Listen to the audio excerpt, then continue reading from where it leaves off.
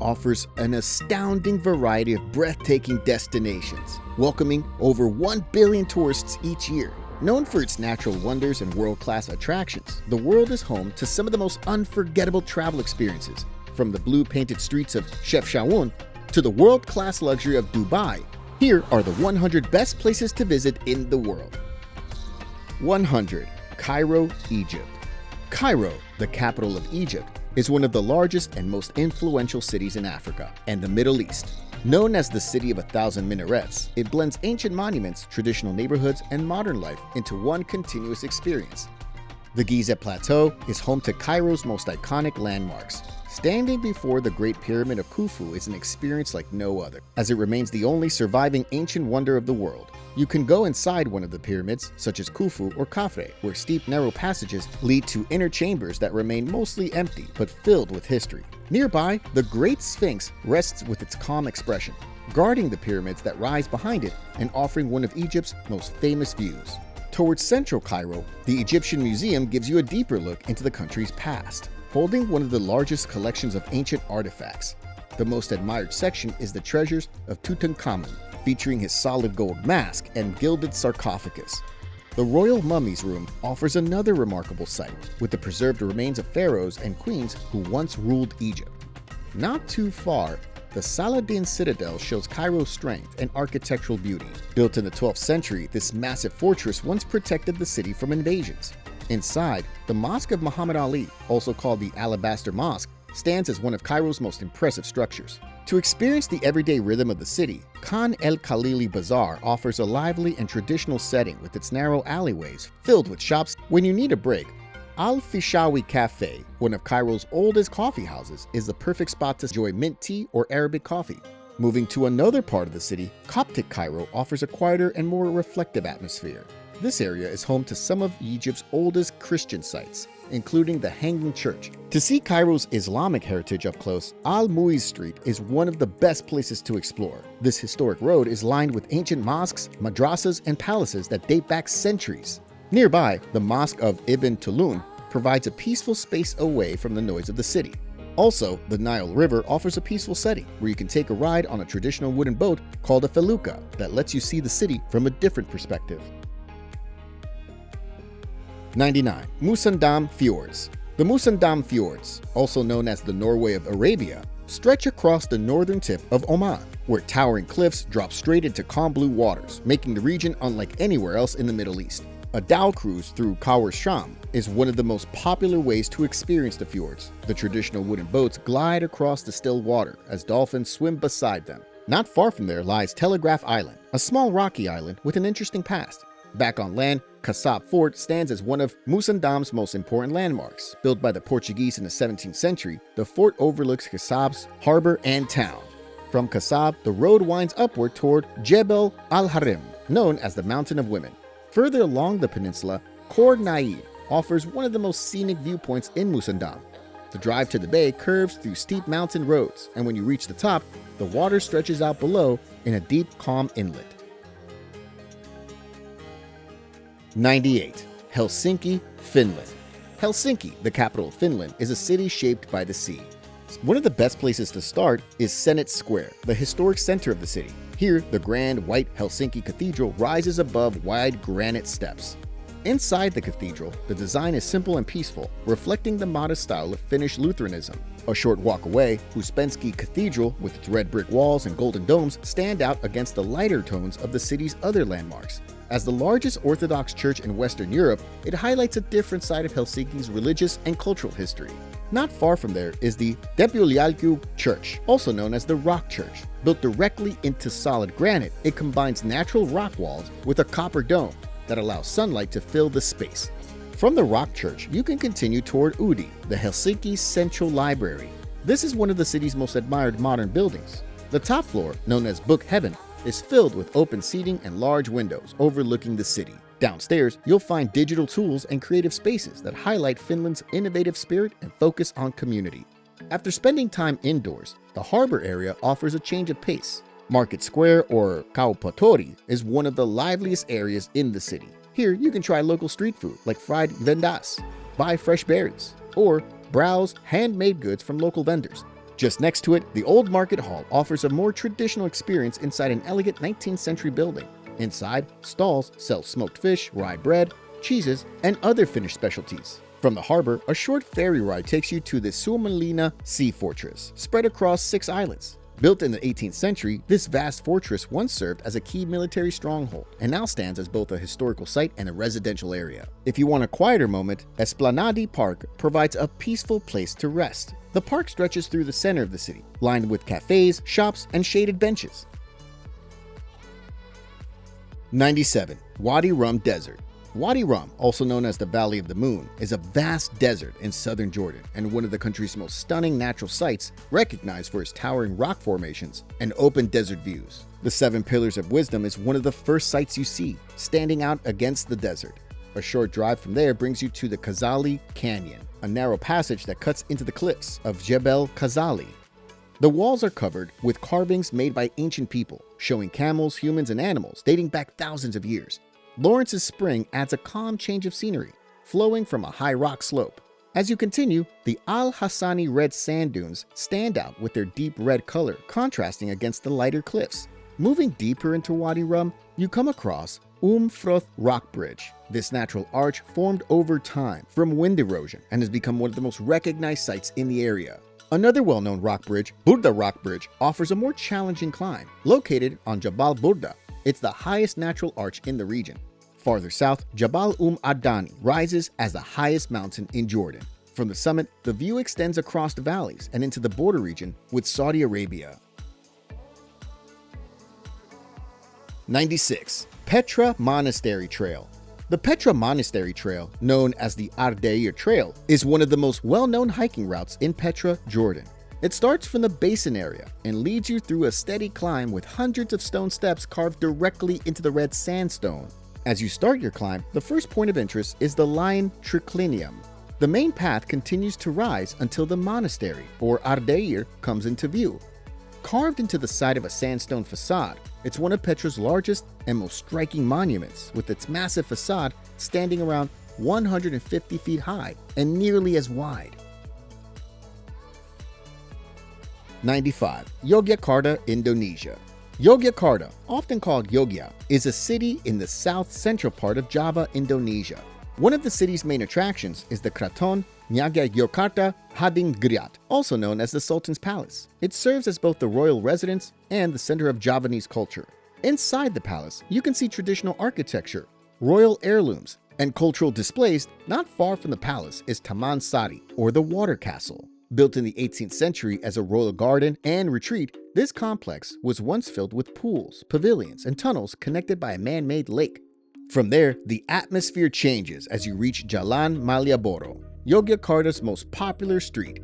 Small shops and market stalls line the sidewalks, and the air carries the smell of local street food like a plate of gudeg, a traditional jackfruit stew. Northwest of Yogyakarta lies Borobudur Temple, one of the most significant monuments in Asia. Built during the 8th and 9th centuries, Borobudur is the largest Buddhist monument in the world. The temple was designed to represent the spiritual path to enlightenment, with 9 stacked platforms that form a massive stone mandala when viewed from above. Close to Borobudur are 2 smaller temples, Mendut and Pawon. They're believed to be part of the same spiritual alignment as Borobudur. Inside Mendut stands a large statue of Buddha that shows fine craftsmanship and detail. 94. Split, Croatia. Split is the second largest in Croatia. The center of the city is built around its ancient Roman core, where history and daily life meet naturally. The Old Town is actually part of Diocletian's palace, a massive Roman fortress built in 305 AD. It's not just a historical site, it's a living part of the city where people still live and work among ancient walls. Nearby, the Diocletian cellars stretch beneath the palace. These underground halls were once used to store goods for the emperor's household. Next to the peristyle stands the Cathedral of St. Dominius, once the emperor's mausoleum.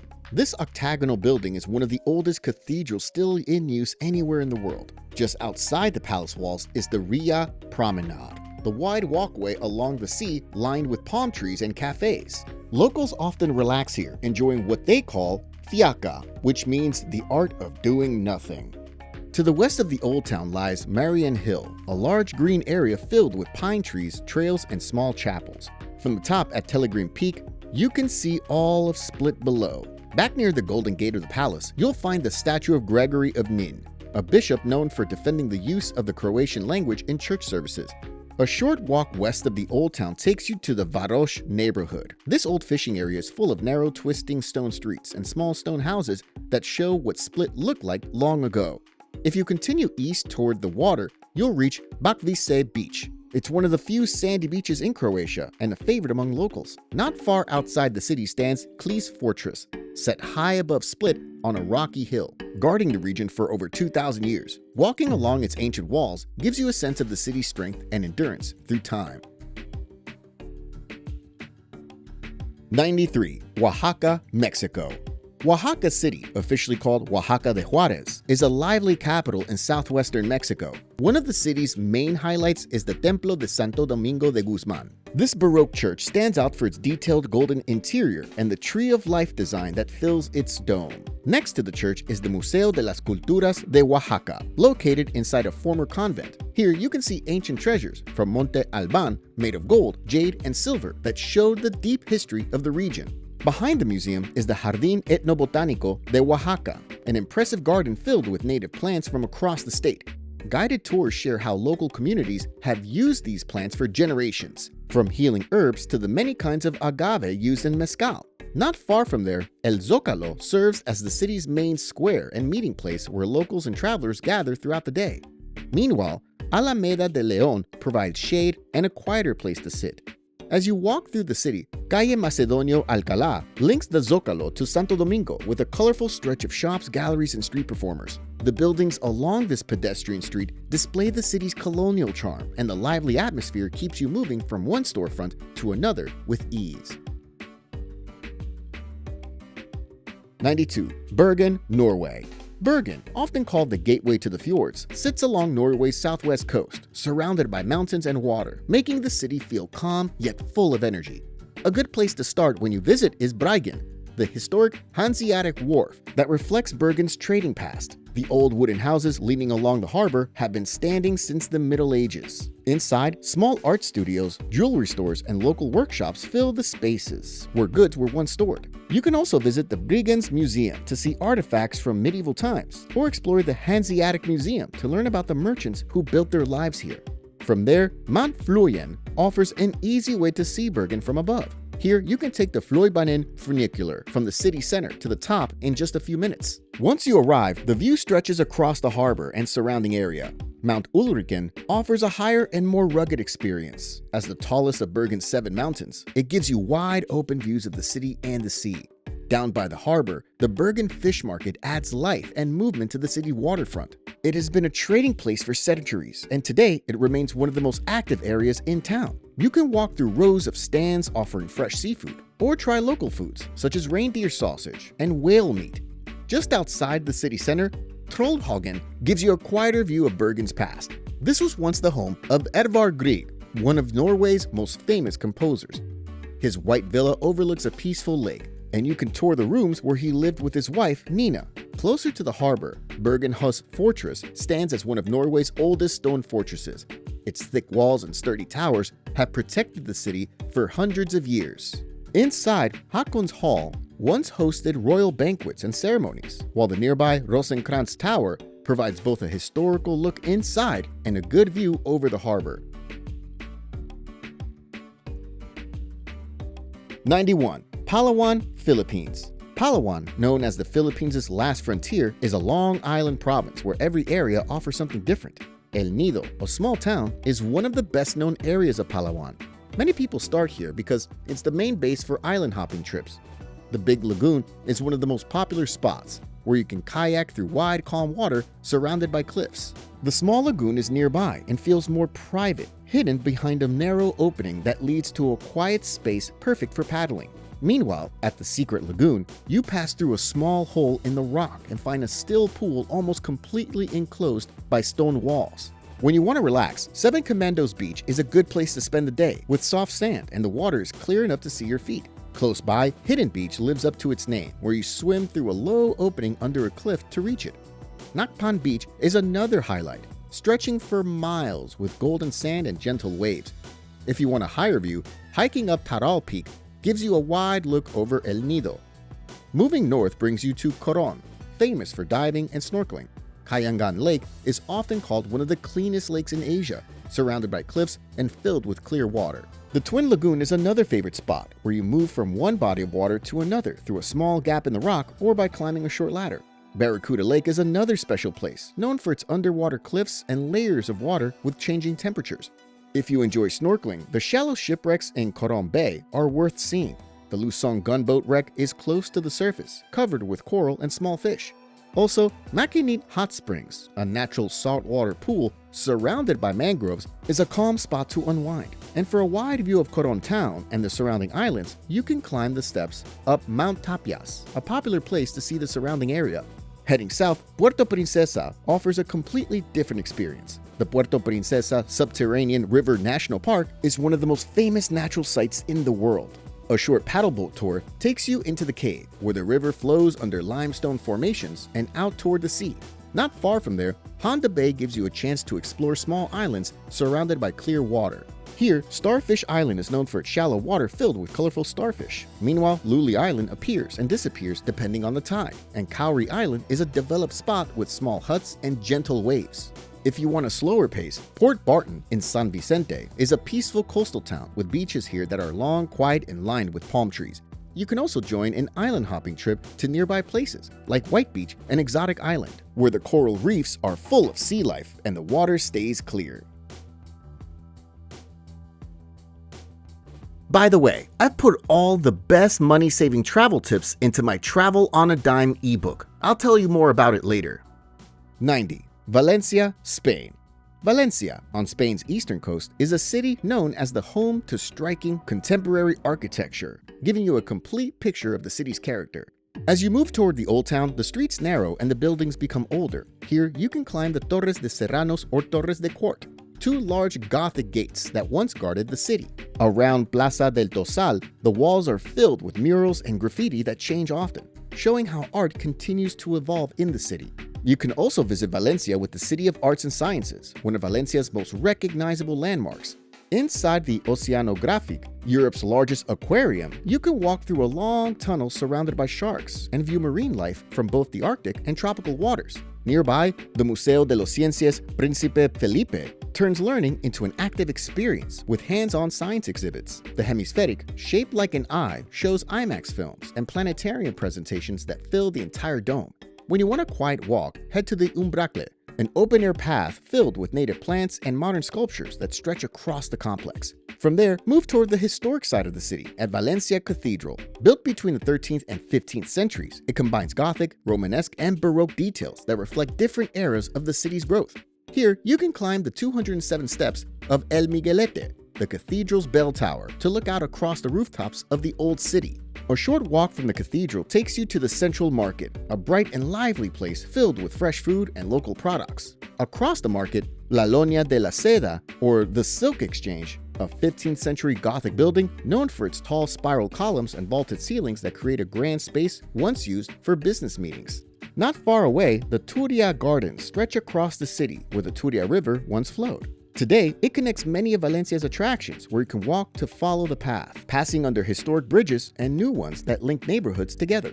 Outside the city center, Albufera Natural Park offers a peaceful change of setting. Here, you can take a boat ride on the calm lake, especially at sunset, when the water reflects the colors of the sky. 89. Rovaniemi, Finland. Rovaniemi, the capital of Finnish Lapland, sits in northern Finland, known worldwide as the official hometown of Santa Claus. Santa Claus Village stays open all year, keeping the Christmas spirit alive even in summer. Here, you can meet Santa in his office and talk with him. Across the main square, a white line marks the exact point where the Arctic Circle runs through the city. Nearby, the Santa Claus main post office lets you send letters and postcards from the Arctic Circle. Around the village, you can enjoy activities that connect you to Lapland's traditions. In winter, short reindeer sleigh rides are popular, and huskies wait nearby for sled rides or friendly meetups. A short distance away, the Arcticum Science Center and Museum offers a long glass tunnel pinpointing north, giving a view that reflects the openness of the Arctic. Inside, the exhibitions focus on the history, environment, and people of Lapland. Not far from there, Santa Park brings a more playful side of Rovaniemi to life. Built underground inside a large cave, it's a place where Christmas continues year-round, where you can take part in elf school, learn from Santa's helpers, and earn an official diploma. When you want to spend time outside, Unasvara, a hill and recreation area that changes with the seasons, is close by. In winter, it's a popular spot for skiing and snowboarding, with well-maintained slopes and cross-country trails that pass through quiet forests. Another interesting stop nearby is the Pilke Science Center, which focuses on Finland's forests and how people use wood in sustainable ways. Inside, you can try hands-on exhibits that teach about forestry, conservation, and the everyday importance of trees in Finnish life. 88. Easter Island. Easter Island, also called Rapa Nui, is a remote Chilean island in the Pacific Ocean known for its large stone statues called moai. One of the most striking places to start is Rano Raraku, the volcanic crater where almost all of the moai were carved. Walking along the paths, you see hundreds of statues in different stages of creation, especially El Gigante, the largest unfinished moai. Not far away, Ahu Tongariki stands as the island's most recognizable site, with 15 moai lined up on a stone platform facing inland. Moving towards the south, Rano Kau is the island's largest volcano, with its wide crater holding a freshwater lake covered with floating reeds. Nearby, the Orongo ceremonial village, an ancient site, was once the center of the Birdman competition, a ritual that became important after the Moai period ended. As you walk among the stone houses, you can see petroglyphs of the Birdman figure and the seabirds linked to the tradition. Heading inland, Ahu Akivi stands out because of its 7 moai that face the sea. Most other statues look inland, so their position is unusual. When you want a more relaxed setting, Anakena Beach offers white coral sand and calm turquoise water, one of the few sandy beaches on the island. Behind the beach stands Ahu Nau Nau, a platform with moai that still have their red stone top knots and restored coral eyes. A short distance away, Punapau reveals another part of the island story. The small red crater was used as a quarry for the top knots that were placed on some of the moai. 87. Lecce, Italy.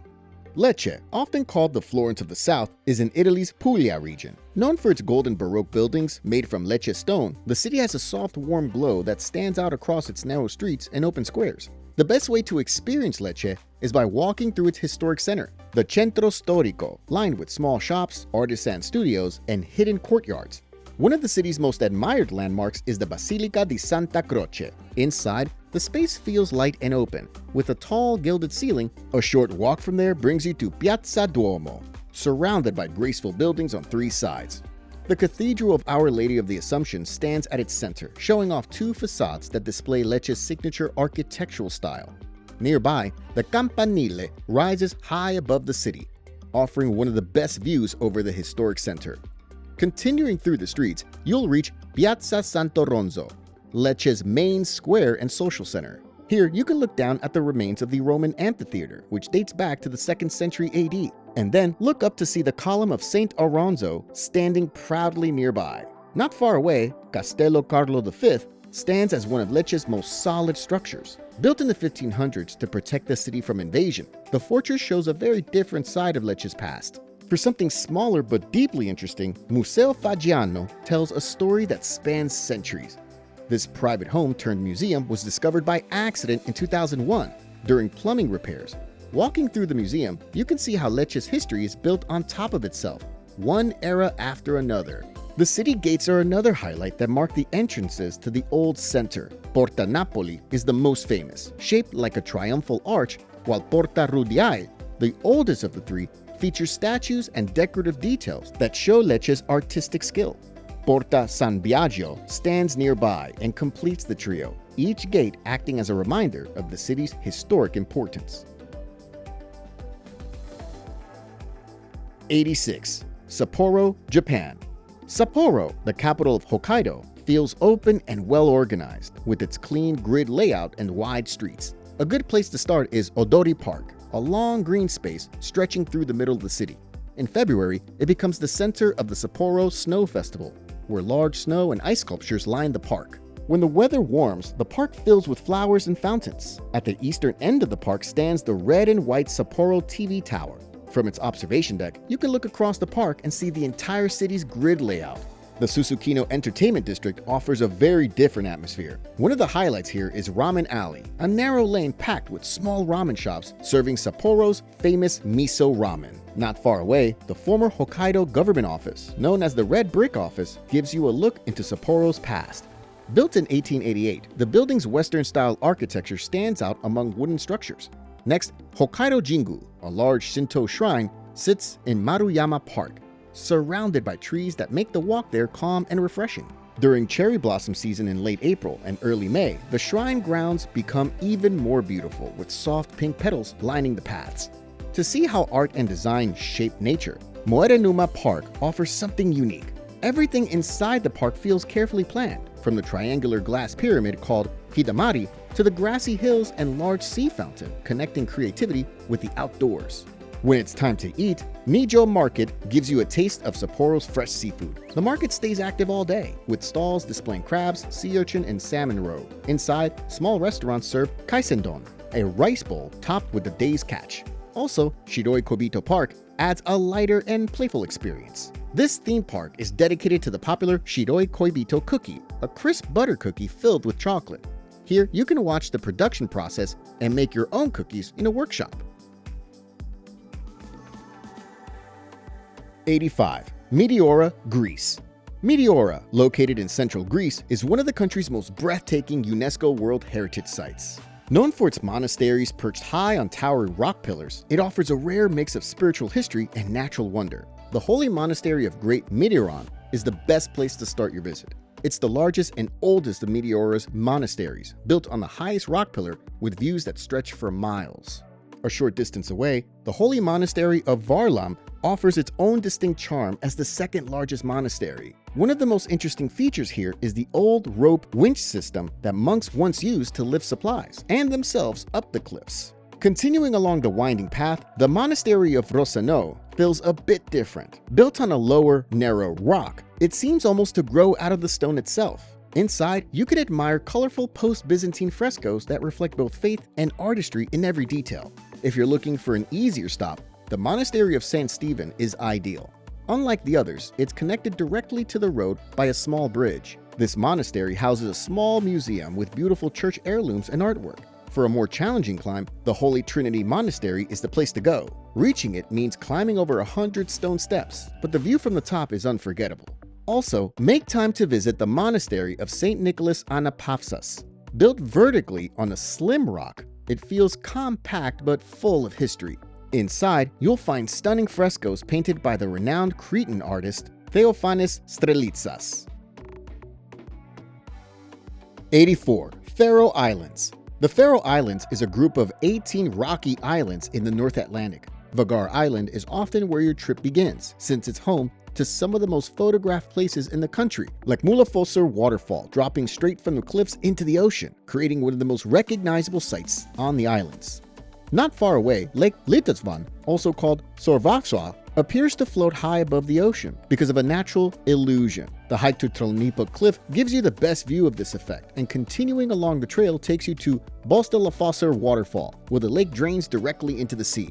Another highlight on Vagar is the Dragnarnir Sea Arch, a tall rock formation rising from the water. Here, you can take a boat tour from the village of Sorvagor to see it up close and watch how the waves cut through the archway. If you want a quieter experience, take the ferry to Mykonos Island, the westernmost of the Faroes. In summer, thousands of puffins nest here, and the hike to the lighthouse gives you a close look at them along with wide ocean views. From there, you can continue to Streymoy Island, the largest island and home to the capital, Tórshavn. In Tinganes, the old part of town, wooden buildings painted red with glass roofs line narrow paths that lead to the sea. A short drive north brings you to Saksun, a quiet village surrounded by steep mountains. Here, the small church and turf-roofed farmhouses give the area a traditional Faroese feel. Not far from Saksun is Fossa Waterfall, the highest waterfall in the Faroe Islands.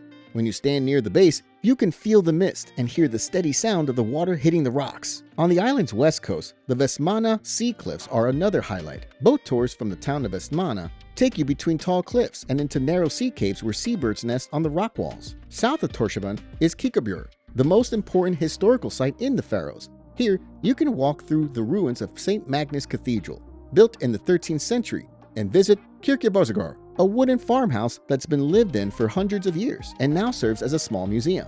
Kalsoy Island, often called the Flute Island for its long and narrow shape, offers another memorable experience. The hike to Kalor Lighthouse leads to one of the most famous views in the Faroes. In the nearby village of Mlikladalur, the Kopakonan statue stands by the shore.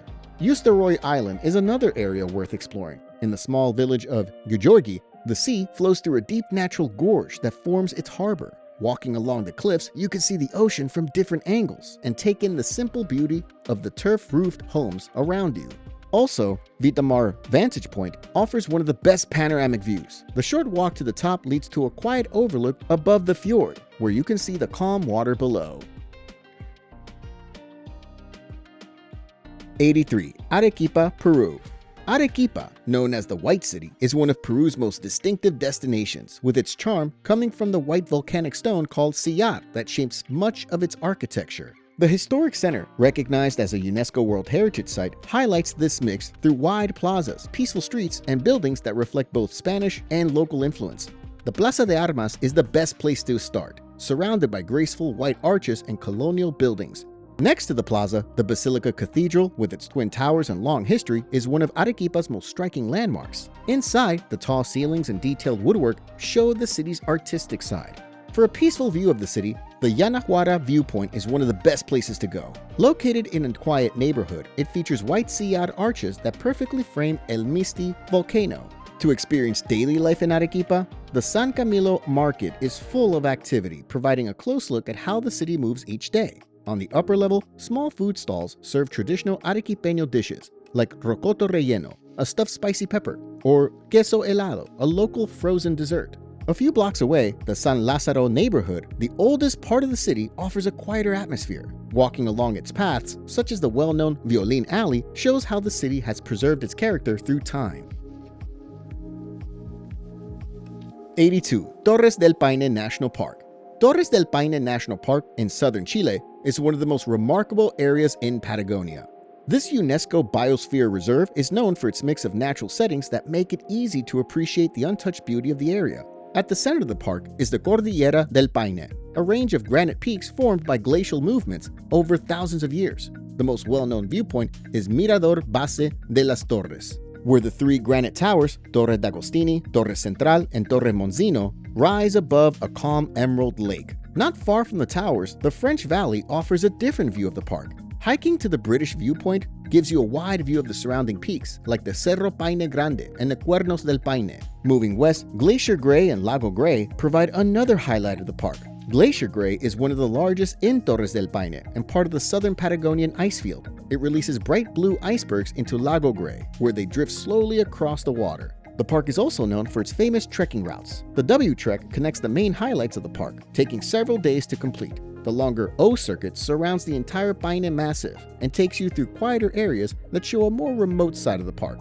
This route includes the John Gardner Pass, where the scenery opens up to sweeping views of the southern Patagonian ice field. Another area that stands out is Los Cuernos del Paine, or the Horns of Paine. These sharp peaks are easy to recognize by their dark upper layers and lighter granite bases. They're often photographed from Lake Pejoe, where their reflection can be seen on the turquoise water. 81. Atacama Desert. The Atacama Desert in northern Chile is one of the driest and most fascinating regions in the world. The small oasis town of San Pedro de Atacama serves as your starting point for exploring this desert. One of the first places you can explore is Valle de la Luna, or Moon Valley. The ground here is shaped by salt, sand, and stone, creating sharp ridges and wide dunes that look almost unreal. Watching this from Mirador de Carri, also called Piedra del Coyote, is one of the most memorable sights in the region. Not far from Moon Valley, the El Tatio Geysers shows another side of the Atacama's power, filled with steam columns and bubbling pools. The best time to visit is before sunrise, when the cold air makes the steam rise sharply against the early morning light. Continuing south, you reach the Lagunas Altiplánicas, a group of high-altitude lagoons surrounded by mountains and volcanoes. The most well-known are Laguna Miscanti and Laguna Miniques, both found inside the Los Flamencos National Reserve. Closer to San Pedro lies the Salar de Atacama, the largest salt flat in Chile. The ground stretches out like cracked glass, forming a wide white plain that glows under the sunlight. At its center is Laguna Chacha, where flamingos feed in shallow pools. If you continue exploring, you'll come across Piedras Rojas, also known as the Red Rocks. These rock formations stand out for their deep reddish color, making it one of the most photogenic parts of the desert. A short drive away, Laguna Cejar and Lagunas Escondidas de Baltinache offer a completely different experience. These are saltwater lagoons with such high salinity that you can float easily on the surface without effort. 80. Ushuaia, Argentina. Ushuaia, Argentina, often called the end of the world, is the southernmost city on Earth. It sits between rugged mountains and icy seas, making it a place filled with both natural beauty and adventure. A great starting point is Tierra del Fuego National Park, where forests, rivers, and mountains come together at the edge of the sea. Within the park, the coastal path offers a scenic walk along the Beagle Channel with wide views of the water and snow-covered peaks.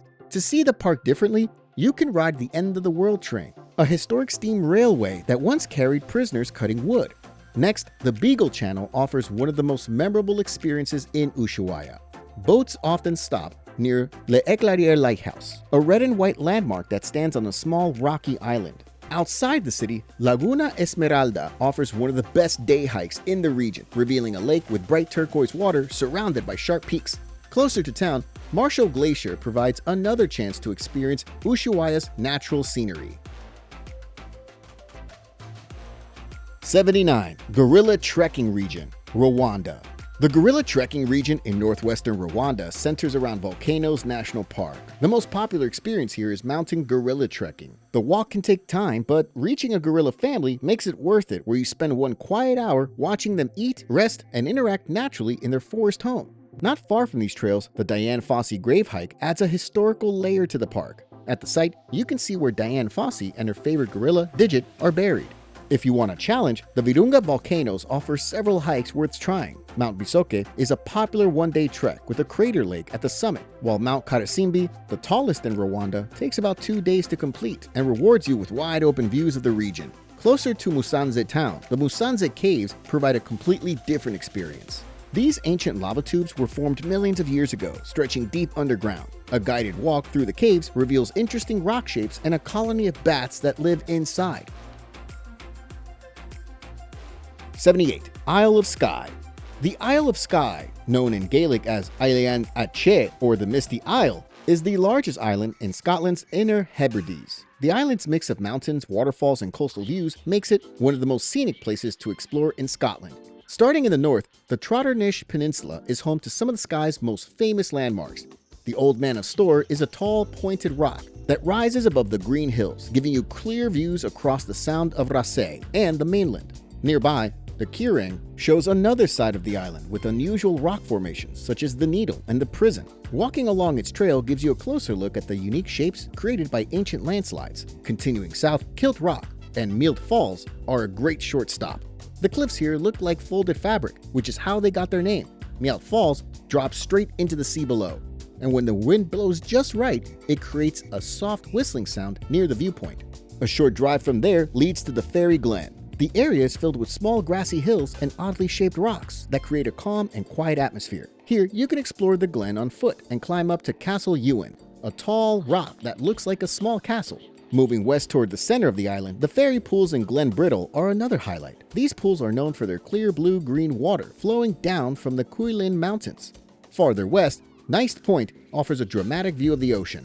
A white lighthouse stands at the tip of the cliffs, marking the most westerly point of the island. Close by, Dunvegan Castle shows the island's long connection to Scottish history. It's the oldest continuously lived-in castle in Scotland. Heading east, Portree serves as Skye's main town and harbor. The colorful houses along the water are one of the most familiar scenes on the island. Walking along the waterfront, you can walk up the Lump, a nearby hill that gives you a full view of the town and harbor. 77. Bagan, Myanmar. Bagan, located in central Myanmar, is one of the most extraordinary archaeological areas in the world. Once the capital of the Pagan Kingdom, this area is now a UNESCO World Heritage Site, known for its wide plains filled with thousands of temples and pagodas. Over 2,200 of these ancient structures still stand today, showing how deeply Buddhism was rooted in this historic kingdom. Ananda Temple is one of the most well-known landmarks in Bagan. Often called the crown jewel of Bagan, it's known for its elegant design and symmetry. The white structure stands tall over the plain, and inside, 4 large Buddha statues face the 4 directions. Nearby, the Shwedagon Pagoda adds a bright contrast with its golden stupa. Around the pagoda, you can see Nat spirit figures placed beside Buddhist symbols, reflecting old spiritual traditions with newer Buddhist practices. A short ride away, Damayangi Temple stands as Bagan's largest and most striking structure. The precision of its brickwork is impressive, especially considering it was built almost 1,000 years ago. Tatbinu Temple, another remarkable site, rises higher than any other temple in Bagan. Close by, the Tilominlo Temple offers a quieter experience. Built from red brick and covered with delicate plaster details, it features 4 large Buddha statues facing north, south, east, and west. Between October and March, you can take a hot air balloon ride to see Bagan from above. From that height, you can see how far the ruins extend, giving you a sense of how large and advanced the Pagan kingdom once was. To learn more about the history behind what you see across the plain, the Bagan Archaeological Museum offers detailed displays and sculptures, inscriptions, and ancient artifacts. 76. Pokhara, Nepal. Pokhara, known as Nepal's capital of tourism, is a city with a relaxed atmosphere where nature and city life fit together easily. Pewa Lake is at the center of Pokhara's charm, where the still water reflects the sharp peak of Machu Picchu, also called Fishtail Mountain, when the weather is clear. In the middle of the lake sits Tal Barahi Temple, a small 2-story shrine dedicated to goddess Barahi. From the lakeshore, you can make your way up to Sarangkot, one of the most popular viewpoints in Pokhara. The area is also well known for paragliding, offering a chance to glide above the valley and see Pokhara from the sky. If you prefer something faster, Sarangkot is also home to one of the world's steepest and longest zip lines, giving you a thrilling ride down toward the valley floor.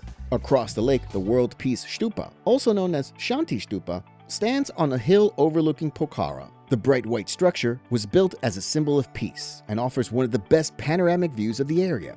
Further south, Davis Falls offers something completely different. This powerful waterfall is known for the way it disappears underground into a deep tunnel. Directly across from the falls is Gupteshwar Mahadev Cave, one of Nepal's longest caves. It holds a sacred shrine dedicated to Lord Shiva and features natural rock formations created by years of flowing water. Not far from these natural sites, the International Mountain Museum offers a different kind of experience, focusing on the history and culture of the Himalayas, as well as the people who live among them. 75. Chefchaouen, Morocco. Chefchaouen, also called the Blue Pearl of Morocco, is known for its calm atmosphere and streets painted in countless shades of blue. The Chefchaouen Medina is the center of it all, with every wall, doorway, and stairway painted blue, creating a surreal setting. As you move through the steep winding alleys, the colors seem to change with the light. Not far from the winding streets is Plaza Uta El Hama, the main square and social center of Chefchaouen. Right beside the square stands the Kasbah, a 15th century fortress with high red walls. Inside, you can walk through peaceful gardens. As you move toward the edge of the Medina, the sound of running water leads you to Ras El Ma, a small waterfall just outside the eastern gate. From Ras El Ma, a path leads uphill to the Spanish Mosque, a white structure built in the 1920s that overlooks the entire city. The walk takes about 25 minutes, but when you reach the top, you're rewarded with one of the best views in Chefchaouen. 74. Tallinn, Estonia. Tallinn, the capital of Estonia, is a city where old world charm meets modern creativity. It's small enough to explore on foot, and every turn brings something new to see. The best place to start is in the Old Town, known as Vanalin. This UNESCO World Heritage Site is one of the best preserved medieval city centers in Europe, with its narrow cobblestone streets and colorful houses that tell stories from centuries past. A short climb takes you to Tumpia Hill, which overlooks the Old Town below. While on Tumpia Hill, the Alexander Nevsky Cathedral stands out right away with its black domes and golden crosses. Built in the 19th century during Russian rule, it remains a striking example of traditional Orthodox design. Inside, you can see detailed mosaics, icons, and an ornate altar that reflect the craftsmanship of the era. Heading back down from the hill brings you to Town Hall Square, or Rekia Platz. This has long been the main gathering place in Tallinn and continues to be filled with activity throughout the year. Nearby, the town hall pharmacy, known as Reptig, has been serving people since 1422. Inside, it still functions as a pharmacy, but also displays old medicine jars, herbs, and historic tools that show how medicine was practiced centuries ago. For a more relaxed setting, Kadriorg Park is a short distance from the Old Town. This area combines open green spaces, fountains, and walking paths lined with trees. The Kadriorg Palace sits at the center and now houses the Kadriorg Art Museum, which focuses on European art. To experience Tallinn's creative side, head over to the Telliskiyi Creative City. Once an industrial complex, it has been turned into an area filled with art and design studios. Murals and street art cover many of the walls, and local designers sell handmade clothing and crafts. Now, I know you're getting excited about all these amazing places to visit, but if you're eager to travel the world to explore new locations, cultures, foods, and much more, while taking a breather from your everyday life, you also know it can cost you quite a lot of money. With the Travel on a Dime ebook, you have the opportunity to make the most out of any place you visit without overspending on your travel budget. From finding the right flights and hotel deals to money-saving tips during your trip, it's the perfect guide to help you travel like a pro, ensuring you have a great experience while saving hundreds of dollars on travel. Get your copy at thediscoverydestination.com. That's thediscoverydestination.com. Use code DISCOVER5 to save $5 off your copy. 73. Tromsø, Norway. Tromsø in northern Norway is often called the gateway to the Arctic and the Paris of the North. It's a city that combines quiet charm with striking natural surroundings, making it a place that feels both calm and full of energy at the same time. Start your time in the city center on Tromsøya, where most of the daily life takes place. Storgata, the main pedestrian street, is lined with wooden houses and local shops. The Tromsø Cathedral, known as the largest wooden cathedral in Northern Europe, adds a peaceful presence in the middle of the city, surrounded by views of the sea and mountains. Across the Tromsø Bridge, the Arctic Cathedral stands as one of the most recognizable landmarks in Northern Norway. Inside, light filters through a massive stained glass wall that creates a calm, reflective atmosphere. Not far away, the Fjellheisen cable car offers one of the best views in all of Tromsø. Closer to the harbor, Polaria stands out with its design that looks like large blocks of ice pushed together by the sea. Inside, you can watch bearded seals swim gracefully during feed sessions and learn about Arctic wildlife and marine research. A short walk from there, the Polar Museum provides a window into Tromsø's past as a center of Arctic exploration, filled with stories and artifacts from old expeditions. When night comes, Tromsø becomes one of the best places to see the northern lights. Watching the green and purple lights move across the Arctic sky creates an experience that stays with you long after the night ends. 72. Sardinia, Italy. Sardinia, also known as Sardinia, is the second largest island in the Mediterranean Sea. Although it belongs to Italy, it stands apart with its own traditions and language. Cagliari, the capital city, is a good starting point. Built across several hills, the Castello district rises above the rest of the city, where you'll see stone buildings, historic churches, and local shops that give the area a warm and simple charm. Down by the coast, Poeta Beach stretches for miles, with fine sand and calm water that make it an easy spot to relax. Not far from Cagliari, Nora Archaeological Park gives you a look into Sardinia's ancient past. Once a Phoenician and later Roman settlement, the site stands beside the sea with stone ruins and colorful mosaics still visible today.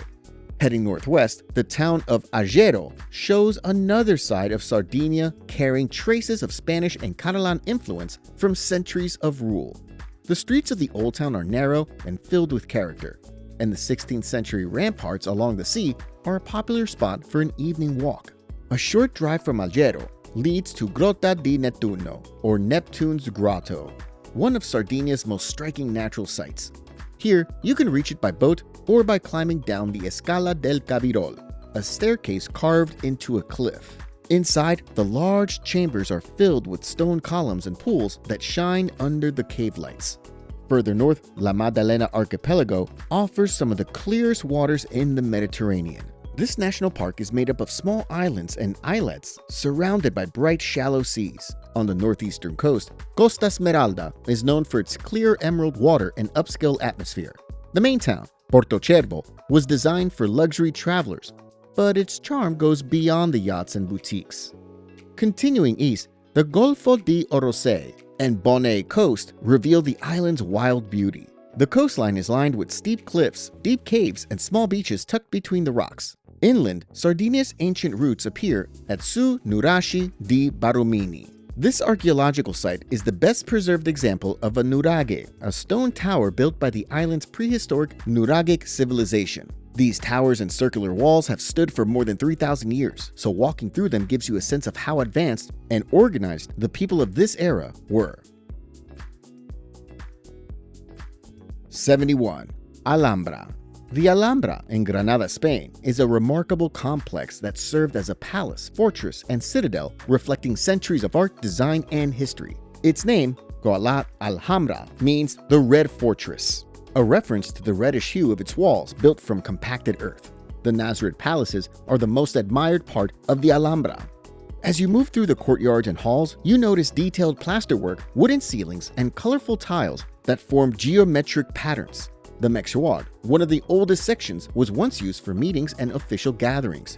Its tile designs and lattice windows show the early architectural style that shaped the rest of the complex. Close by, the Comares Palace offers a calm and balanced setting. The Patio de los Arrayanes, or Court of the Myrtles, is at its center, with a long reflective pool surrounded by myrtle bushes. Inside the tower, the Hall of the Ambassadors served as the throne room, where rulers received important guests. Next, the Palace of the Lions displays another side of the Alhambra's beauty. Its central courtyard, the Patio de los Leones, features a marble fountain supported by 12 carved stone lions. Inside, the Hall of the Two Sisters and the Hall of the Abencerrajes stand out for their mucanas ceilings, a honeycomb-like design that shows remarkable precision and craftsmanship. Outside the main palace walls, the Generalife served as the Sultan's summer retreat. It was built to provide comfort and rest away from the formal setting of the palaces. The Patio de las Acequia, or the Court of the Water Channel, is one of the most well-known areas. The water jets and long pool create a peaceful sound and a cool atmosphere, surrounded by greenery. The Alcazaba, the oldest part of the Alhambra, stands as a reminder of its defensive past. This area was once the military base that protected the royal complex, giving a clear sense of its strength. Here, the Torre de la Vela, or Watchtower, offers wide views of the surroundings. Within the same grounds, the Palace of Charles V introduces a different period in history. The large circular courtyard inside a square exterior makes it distinct among the Alhambra's buildings. 70. Lake Como. Lake Como, also known as Lario, is one of northern Italy's most scenic places. Found in the Lombardy region, this glacial lake is shaped like an upside-down Y. At the center, where the three branches of the lake meet, is Bellagio, often called the Pearl of Lake Como. In Bellagio, narrow cobblestone streets, such as Salita Serbelloni, are filled with small boutiques and restaurants. A short walk away, Punta Spartivento gives you one of the best open views of the lake's meeting point. Not far from the center, Villa Melzi Gardens stretch along the water's edge. Across the lake sits Varenna, a colorful village with a quieter atmosphere. The Passeggiata degli Innamorati, or Walk of Lovers, runs along the water from the ferry dock to the Old Town. Above Varenna, the path to Castello di Vezio leads uphill through olive trees and stone steps. The climb is short but steady, and the view from the top makes it worthwhile. Back along the waterfront, Villa Monastero stretches for over 1.2 miles with its terraced gardens filled with Mediterranean and exotic plants, shaded walkways, and stone benches facing the lake. Across the lake, the Tremezina area includes several towns worth exploring. In Tremezzo, Villa Carlotta stands out for its large botanical garden and art collection. At the southern end of the lake, the city of Como brings more activity while still keeping a relaxed feel. The Cattedrale di Santa Maria Assunta, or Como Cathedral, stands tall in the main square with its Gothic and Renaissance design. Inside, the soft light from stained glass windows highlights paintings and tapestries that fill the large hall. Heading north, Bellano offers something different. The Orido di Bellano is a narrow gorge formed by the Piorverna River. Wooden walkways run through the rock walls, allowing you to stand above rushing waterfalls and watch the water cut through the stone. If you like walking, the Sentiero del Viandante, or Wayfarer's Path, follows the eastern side of the lake. The trail passes through stone villages and open viewpoints between the towns, such as Varena and Belano. 69. Antelope Canyon. Antelope Canyon is one of the most famous slot canyons in the world.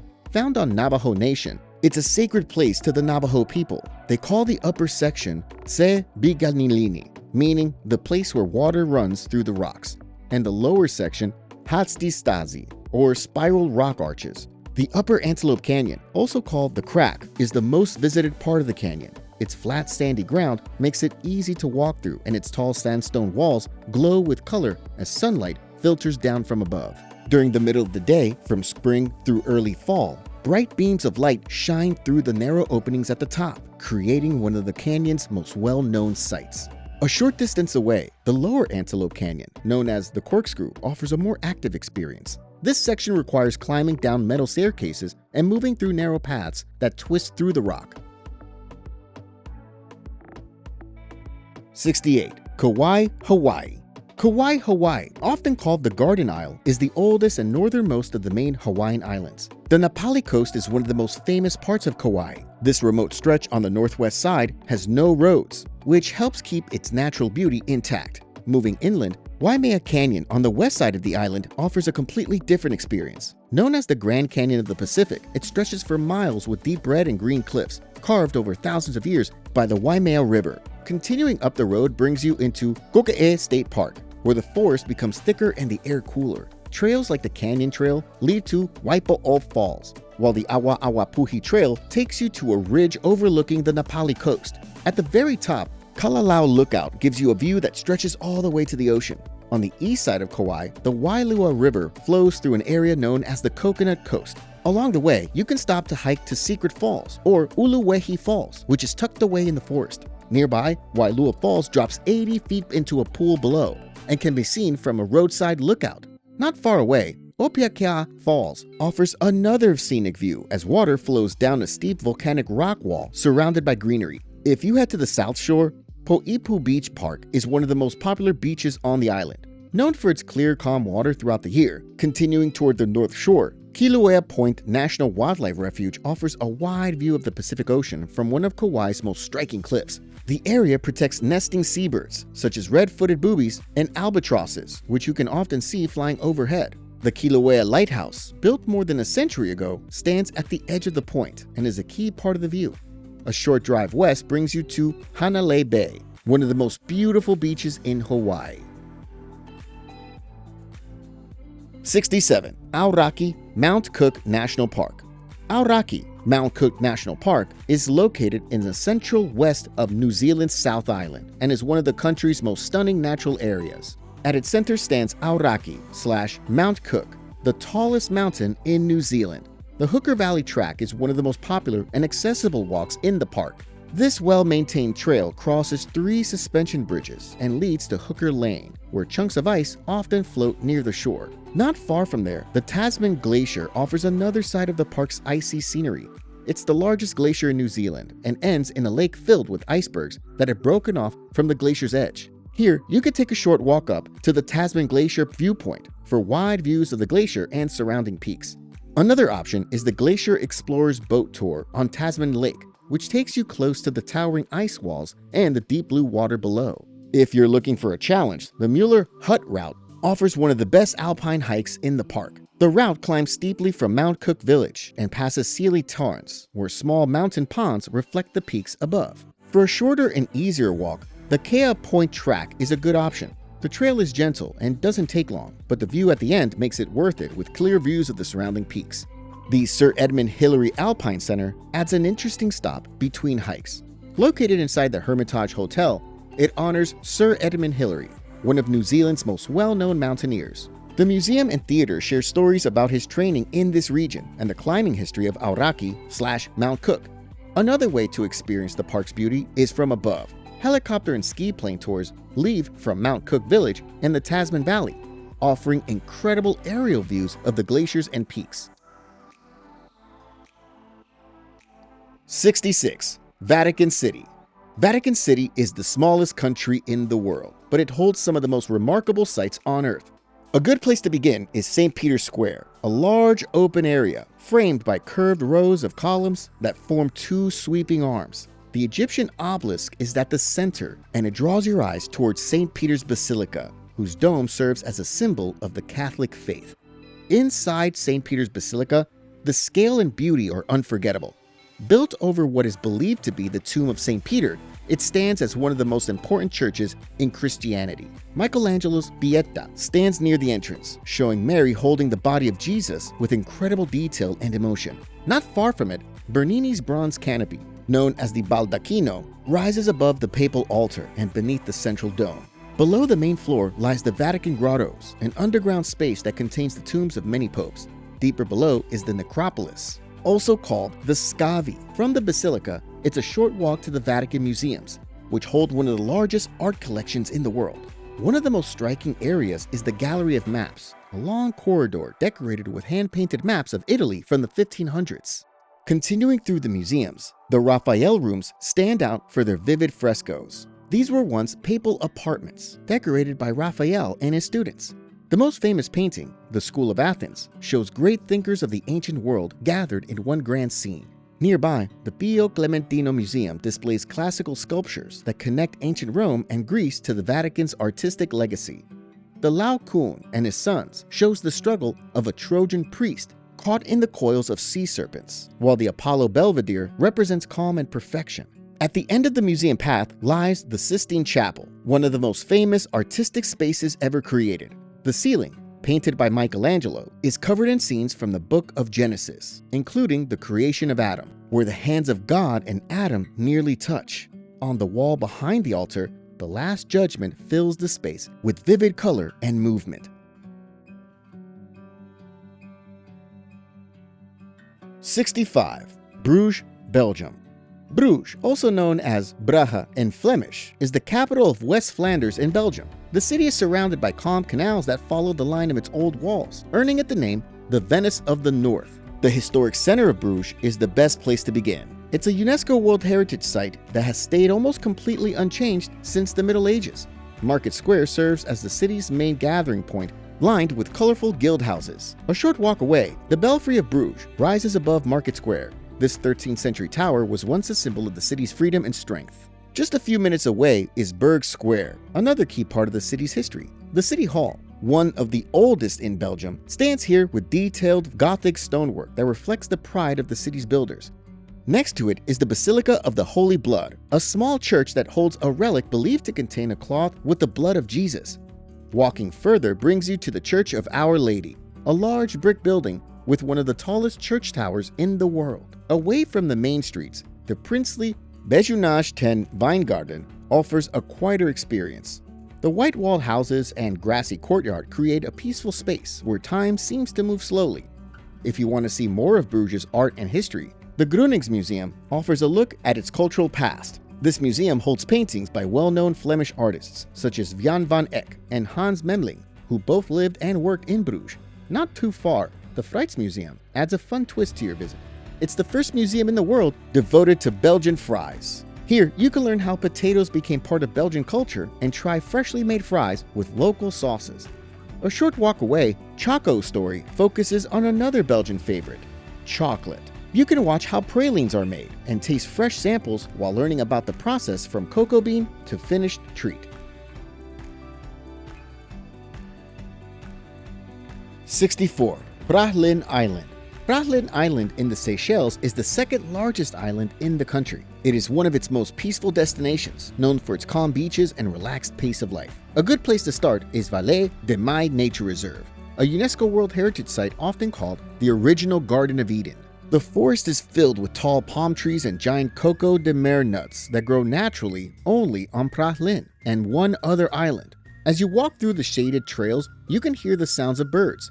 The Seychelles black parrot, which lives only on this island, can sometimes be spotted among the trees.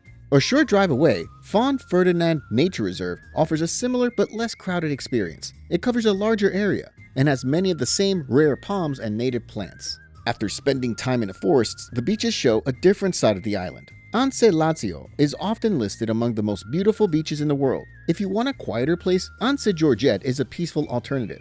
The beach is open and clean, with calm water that feels safe for swimming. To experience a livelier area, Anse Volbert, also called Côte d'Or, stretches for a long distance. The shallow water stays calm, making it good for kayaking and windsurfing. Inland, Pratlin National Park covers much of the island's interior and gives you another way to explore its natural side. The park's trails take you through dense tropical forests where you can see native birds, tall palms, and granite peaks. 63. Amsterdam, Netherlands. Amsterdam, the capital of the Netherlands, is shaped by its canals and bridges. The city's layout centers around the Canal Ring, a UNESCO World Heritage Site made up of waterways that curve around the historic center. One of the most interesting sites is the Museum of the Canals that provides an interesting look at how the city was planned and built centuries ago. Near the canals, the Anne Frank house stands as one of the city's most meaningful places. Inside, Anne Frank and her family hid during World War II, and the preserved rooms where she wrote her diary show the strength and fear that marked that period. A short distance away, the Rijksmuseum highlights Amsterdam's deep connection to art. Inside, you can see Rembrandt's The Night Watch, Vermeer's detailed scenes, and other masterpieces from the Dutch Golden Age. Close by, the Van Gogh Museum tells the story of Vincent van Gogh's life and work. The paintings are arranged so you can follow his growth as an artist, from darker early pieces to bright and expressive works like Sunflowers and The Bedroom. When you need a slower pace, Vondelpark provides a welcome change of atmosphere. It's the city's largest and most popular park, filled with ponds, trees, and open lawns. From the open green space of Vondelpark, it's easy to reach the Jordan neighborhood. Once a working-class district, it now feels like a calm part of the city with a strong local feel. In the city center, Dam Square shows a more active side of Amsterdam. The Royal Palace dominates the square with its stone facade. It's open for tours. The new church sits nearby and often hosts art exhibits and public events. At the center of the square stands the National Monument, a tall white structure honoring the victims of World War II. Not far from here, the Rembrandt House Museum gives a closer look at the life of one of the city's most famous artists. This house, where he lived and worked for many years, is filled with Rembrandt's etchings, drawings, and recreated studio spaces. Another well-known part of Amsterdam is the Red Light District, one of the city's oldest areas. Beyond its reputation, it holds centuries of history connected to trade, religion, and social change. In the center stands the Oude Kerk, or Old Church, Amsterdam's oldest building. A few streets away, the Begijnhof offers a hidden spot of calm. This enclosed courtyard, surrounded by historic houses, was once home to religious women known as Begin. 62. Porto, Portugal. Porto, often called the Undefeated City, sits in northern Portugal. Start by exploring the Ribeira district, one of Porto's most recognizable areas and a UNESCO World Heritage Site. The streets here are tight and winding, filled with tall painted houses that overlook the water. From Ribeira, the Dom Luís I Bridge connects the north bank of Porto with Vila Nova de Gaia. This double-deck iron bridge has become one of the city's most famous landmarks. Across the bridge, Vila Nova de Gaia offers a calm contrast to Porto's busy streets. Back on the Porto side, the Clérigos Tower rises high above the rooftops. A short walk away, Livraria Lelo draws attention with its neo-Gothic design. Inside, the stained glass ceiling casts soft light across the bookshelves. Next, head toward São Bento railway station, one of the most beautiful train stations in Portugal. The main hall is covered with thousands of blue and white tiles, or azulejos, showing scenes from Portuguese history and everyday life. Not far from the station stands Porto Cathedral, also known as Sé de Porto. Built in the 12th century, the mix of Romanesque and Gothic styles creates a simple yet powerful atmosphere. A few streets away, Palácio da Bolsa reflects Porto's history as a city of trade and commerce. The guided tours show you the richly decorated rooms, including the Arabian Hall, known for its detailed carvings and golden designs. Nearby, Igreja de São Francisco appears plain from the outside, but surprises you once you step inside. Nearly every inch of the interior is covered in gold leaf, giving it one of the most detailed church interiors in Portugal. 61. Chiang Mai, Thailand. Chiang Mai, known as the Rose of the North, is the largest city in northern Thailand. It is one of the most peaceful and inspiring places to experience. A good place to start is Wat Phra Thad Doi Suthep, the city's most well-known temple. It sits high on Doi Sutep Mountain and shines brightly under the sun with its golden stupa.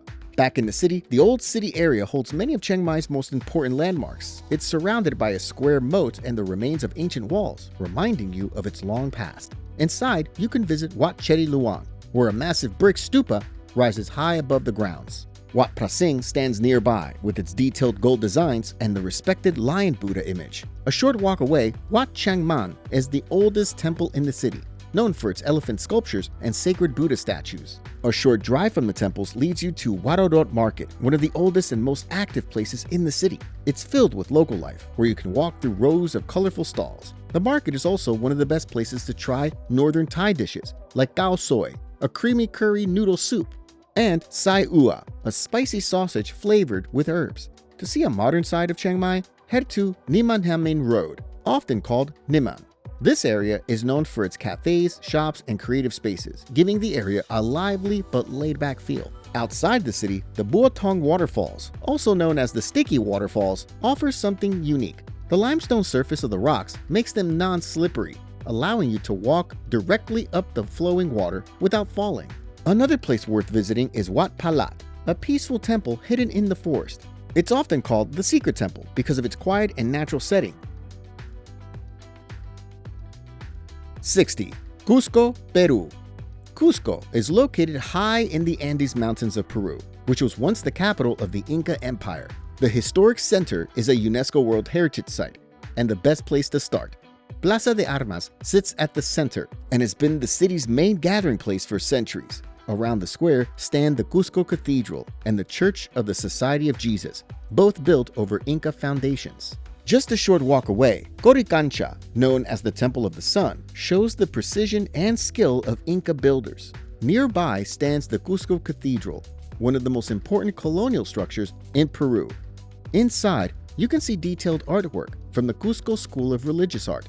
Moving uphill, Sacsayhuaman overlooks Cusco and gives a strong sense of the Inca Empire's power. The site is made of enormous stone blocks, some weighing over 100 tons, fitted together with such accuracy that no mortar was needed. Back in town, the San Blas neighborhood offers a quieter experience. Known as an artistic area, it's filled with steep cobblestone streets, small workshops, and galleries. Inside the small San Blas church, the hand-carved wooden pulpit stands as one of the most detailed pieces of craftsmanship in the city. For a look at everyday life, head to San Pedro Market, filled with colors, sounds, and the smell of local foods. The market gives you a close view of how people in Cusco live and work each day. Also, you can walk down Hatun Rumiyoku Street. The walls along this narrow road once belonged to an Inca palace. The most famous detail here is the 12-angled stone, fitted so precisely that it's become a symbol of Inca architecture. 59. Mostar, Bosnia and Herzegovina. Mostar, located in the southern part of Bosnia-Herzegovina, is a city shaped by its history. Known for its Ottoman architecture and peaceful charm, the city blends old traditions with daily life in a way that feels natural. The most recognizable landmark is Stari Most, the Old Bridge. Built in the 16th century and later rebuilt after being destroyed during the 1990s war, it stands as a powerful symbol of unity. Next to the bridge, the old town stretches out with narrow cobblestone streets and the busy Kuyunjiluk Bazaar, filled with small shops selling copper crafts, jewelry, textiles, and handmade souvenirs. A short walk from the bazaar leads to the Koski Mehmed Pasha Mosque, built in the 17th century. Here, you can climb the narrow staircase inside its tall minaret and look out over the rooftops and the Neretva River. Close by, the Old Bridge Museum gives a deeper look into the story behind Mostar's most famous landmark. The museum displays photographs, original stones, and a video about its destruction and rebuilding. A short distance away, the Kriva Chupria, or Crooked Bridge, offers a smaller but equally beautiful sight. Another place worth visiting is the Musli Begovica House, a well-preserved Ottoman home that now serves as both a museum and a heritage hotel. Inside, you can see original furniture, rugs, and decorations that show how wealthy families once lived. To understand the city's more recent past, the Museum of War and Genocide Victims 1992-1995 shares a powerful look at the events of the Bosnian War. The exhibits include personal belongings, letters, and photographs that tell the stories of those affected by the conflict. 58. Svalbard, Norway. Svalbard is a remote Arctic archipelago belonging to Norway and is known for its traces of its mining past. Most of what you'll experience begins in Longyearbyen, the main settlement and northernmost town in the world. A good starting point is the Svalbard Museum. It gives you a clear understanding of how people lived and worked in this harsh environment through displays about whaling, trapping, and coal mining. Not far from the museum, the Svalbard Global Seed Vault stands quietly on the mountainside. Inside, millions of seeds from around the world are preserved in permafrost to protect global crop diversity. Back in town, the Svalbard Church promises a calm space where warmth and community come together. Known as the world's northernmost church, it's open day and night, giving you a place to rest or reflect. Nearby, the North Pole Expedition Museum brings Svalbard's connection to polar exploration to life. The exhibits tell the story of airship flights and daring missions that once launched from the island in attempts to reach the North Pole. A short distance away, guided tours through Mine 3 take you deep underground into one of the old coal mines. The experience helps you understand the hard work and conditions that built Longyearbyen. Beyond Longyearbyen, a trip to Barentsburg gives you a look at an active Russian mining town. The town's Soviet-era buildings, Russian signs, and statue of Lenin show the area's long connection to the coal industry. Farther along the coast, Pyramiden, one of the most well-preserved ghost towns in the world, offers a different kind of experience. Once a Soviet mining town, it was abandoned in 1998 and has remained frozen in time ever since. Even farther north lies Ny-Ålesund, a small settlement that now serves as a research base for scientists from around the globe. 57. Buenos Aires, Argentina. Buenos Aires, officially known as the autonomous city of Buenos Aires, is the capital and largest city of Argentina. A good place to begin is Plaza de Mayo, the city's political and historical center. Around it stand several important landmarks, including the pink-colored Casa Rosada, the presidential palace, and the Buenos Aires Metropolitan Cathedral, where Pope Francis once served as archbishop. From the plaza, it's easy to reach the Obelisco de Buenos Aires, one of the city's most recognizable landmarks. It stands tall in the middle of Avenida 9 de Julio, one of the widest avenues in the world. Not far from here, the Teatro Colón captures another side of the city's character. Considered one of the finest opera houses in the world, it's known for its Italian marble, French stained glass, and impressive acoustics. A short walk brings you to El Ateneo Grand Splendid, one of the most beautiful bookstores in the world. This former theater has been carefully transformed while preserving its original balconies, ornate ceilings, and painted dome. To experience the city's color and energy, head to La Boca. This neighborhood is known for its artistic spirit. Caminito, its most famous street, is lined with houses painted in bright shades of blue, yellow, and red. If you're in Buenos Aires on a Sunday, the San Telmo Fair is worth exploring. Centered around Plaza Dorrego, this traditional open-air market is filled with antique dealers, local craftsmen, and street performers. Not far, the Recoleta Cemetery offers a completely different kind of experience. It's one of the most visited places in the city and feels like an open-air museum filled with detailed statues and elaborate tombs. Nearby, the Frolaris Generica stands as one of the most modern symbols of Buenos Aires. This large steel flower sculpture sits in a quiet park and is known for its mechanical petals that open each morning and close at sunset. 56. Serengeti National Park. Serengeti National Park in northern Tanzania covers a massive area that seems to stretch endlessly across the horizon.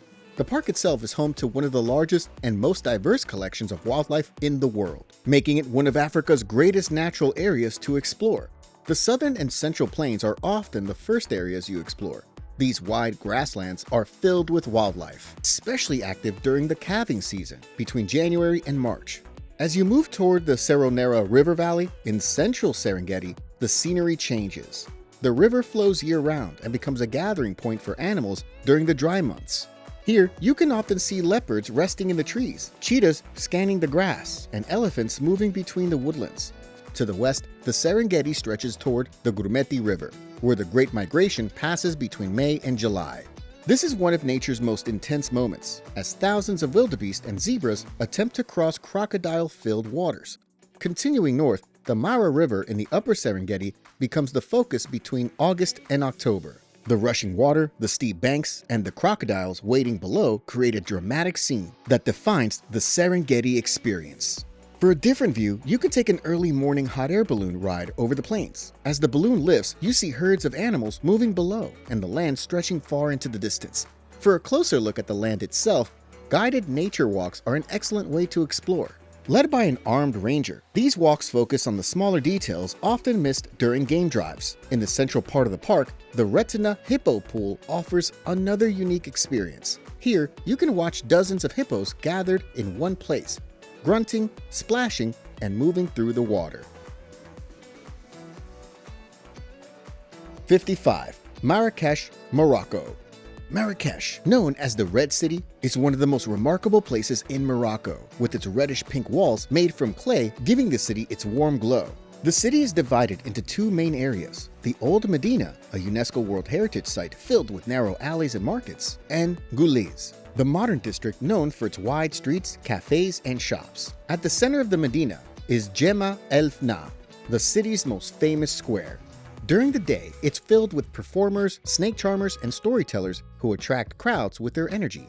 Not far from Jema El Fna, the Medina's maze of souks offers a different kind of excitement. These markets are filled with small shops that have been passed down through families for generations.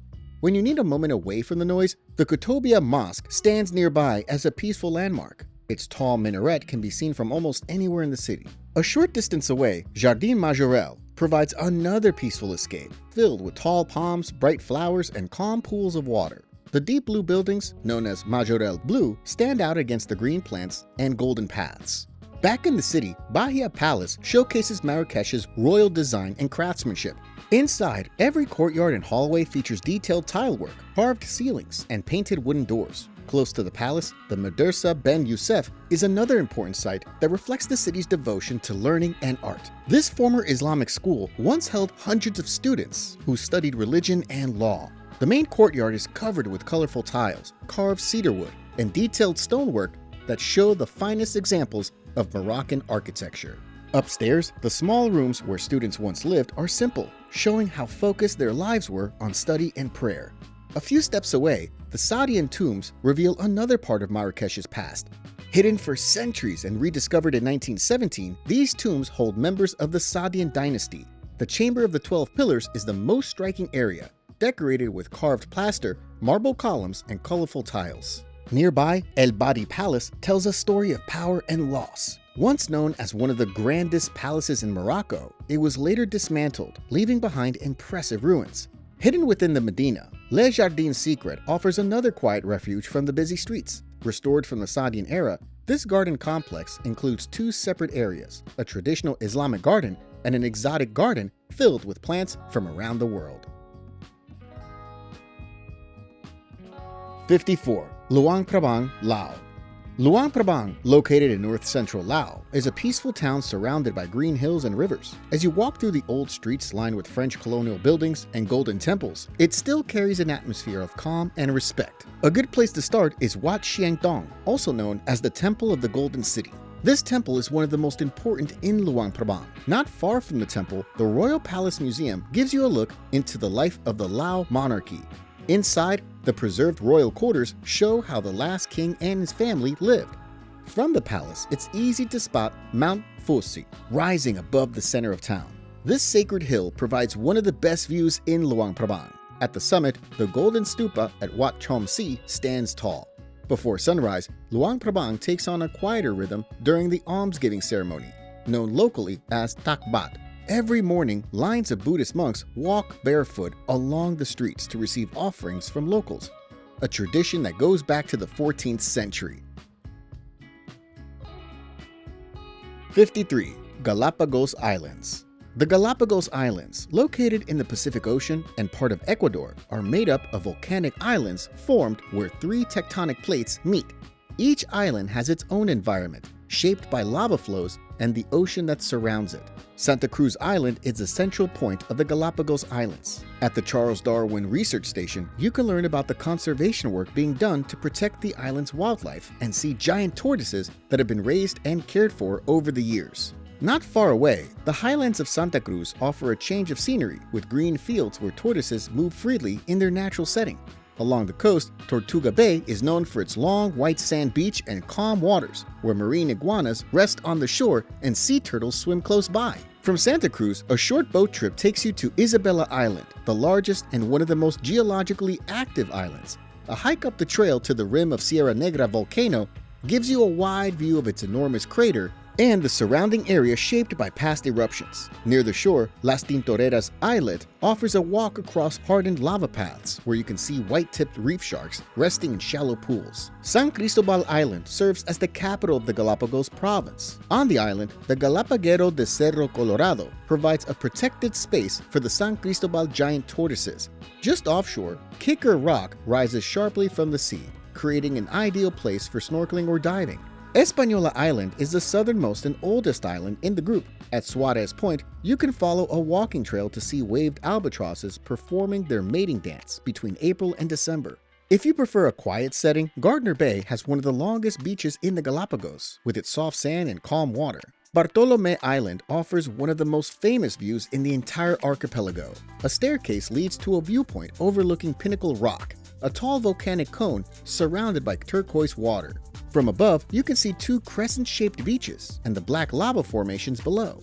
A visit to the North Seymour Island gives you the chance to see some of the most well-known birds of the Galapagos. The flat trail around the island is easy to walk and passes through nesting areas of blue-footed boobies and magnificent frigate birds.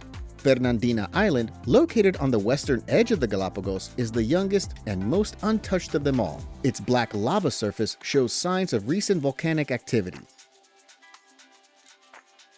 52. Whitsunday Islands. The Whitsunday Islands, located off the central coast of Queensland, Australia, are a group of 74 islands surrounded by clear blue water and coral reefs. The area is known for its calm atmosphere, bright beaches, and easy access to the Great Barrier Reef. Whitsunday Island is the largest in the group and home to the Whitehaven Beach, one of the most recognized beaches in the world. The sand here is made of 98% pure silica, which gives it a bright white color. At the northern end of the beach, the Hill Inlet Lookout offers an impressive view of swirling blue and white patterns formed by the tides.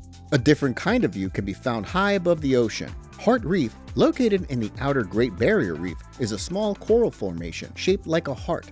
Hamilton Island offers a more lively experience as the largest inhabited island in the Whitsundays. One Tree Hill is one of the most popular spots, with wide views over the ocean and nearby islands. On the eastern side, you can spend time at Wildlife Hamilton Island, where kangaroos, wallabies, and koalas live in open habitats. If you prefer a quieter atmosphere, Daydream Island provides a calm retreat. The living reef runs through the center of the resort, forming a large outdoor lagoon filled with coral and marine life. Hook Island is more natural, known for its clear waters and coral reefs that lie close to shore. Maureen's Cove is a popular snorkeling and diving spot, where you can swim among colorful coral gardens and see sea turtles up close. Narra Inlet offers a calm anchorage surrounded by steep hills, and a short trail leads to an ancient Aboriginal site with rock paintings left by the Ngaro people, one of the oldest cultural landmarks in the region. Border Island, on the other hand, remains more undeveloped. Cataran Bay stands out for its calm water and thriving marine life, making it another favorite place for snorkeling and diving in the Whitsundays. 51. Kotor Bay. Kotor Bay, also called Boka Kotorska, sits along the Adriatic coast in southwestern Montenegro. The bay stretches between tall mountains and calm blue waters, creating one of the most scenic areas in Europe. Kotor's Old Town is the most popular place to start, with its narrow streets twisting through a maze of old stone buildings and small squares. In the center, St. Tryphon's Cathedral stands out with its two towers and a simple but detailed interior with colorful frescoes. If you want a wider view of Kotor, the city walls lead up the steep hillside to St. John's Fortress. The climb is long but steady, and each turn gives you a clearer look at the bay and the red rooftops below. On your way back down, it's worth stopping at the Maritime Museum inside Gugurina Palace. The exhibits include ship models, maps, and records that show how the people of Kotor lived and worked with the sea. As you walk through the town, you'll notice its most famous residents, the cats. They sit in the sun, sleep near doorways, and wander through the squares as if they own the place. The locals have even opened a small cat museum filled with artwork and old memorabilia. A short drive away, Perast offers a quieter setting along the same bay. The town has one main street lined with 17th and 18th century palaces that belonged to sea captains and traders. Inside the Buyoyic Palace, the Perast Museum shares stories about the town's maritime history and its connection to the sea. Not far from there, St. Nicholas's Church rises over the waterfront. You can climb its bell tower for one of the best views in Perast. Two small islands just off the coast make Perast especially memorable. The most famous is Our Lady of the Rocks, a man-made island created over centuries by local sailors who sank old ships and dropped stones into the sea after every safe return from a voyage. 50. Socha Valley. The Socha Valley in Slovenia is known for its clear emerald green river that winds through mountain villages and forested slopes. The valley stretches across several towns, Bovec, Kobarid, and Tolmin, each offering something different to experience. In Bovec, the Socha River becomes the center of excitement. The upper part of the river is popular for rafting and kayaking, with rapids that are both fun and challenging. If you want something even more exciting, try hydro-speeding, where you ride the current on a small riverboard. Not far from town, Boca Waterfall is worth seeing as Slovenia's largest and most powerful waterfall. As you continue, the Great Socha Gorge stands out as one of the most beautiful parts of the valley. The narrow limestone walls and clear blue water make it a peaceful spot to explore, so you can walk along the trail that follows the gorge. From there, the Kanin mountain range offers another experience. The cable car ride to the top gives you sweeping views of the valley. A short drive away, in the Trenta Valley, the source of the Socha River is worth the climb.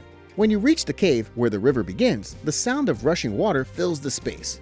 Moving south, Kobarid brings history to the front. The Kobarid Museum focuses on the events of World War I and the battles fought along the Isonzo front. From here, you can follow the Kobarid Historical Trail, a walking route that connects natural landmarks and historical sites. Along the path, the Koziak Waterfall is a highlight. Inside, the waterfall drops into a round, green pool surrounded by smooth rock walls. Nearby, Napoleon's Bridge stretches across the Socha River. Once used by Napoleon's army, and later in both World Wars, it now serves as a viewing point where you can look down at the river's narrow gorge. A short walk uphill takes you to the Italian Charnel House, a memorial to the soldiers who died in World War I. Continuing south to Tolmin, the valley widens and the mood becomes calmer. The Tolmin Gorges are one of the area's main attractions, where a circular trail leads you along bridges and narrow paths where the turquoise water flows below. Along the way, you can see the Devil's Bridge, the Bear's Head Rock, and a small warm spring. High above the valley, the Javorca Memorial Church of the Holy Spirit stands as a wooden monument built during World War I. Soldiers constructed it by hand, and inside, the walls are decorated with the names of those who lost their lives. 49. Madeira, Portugal.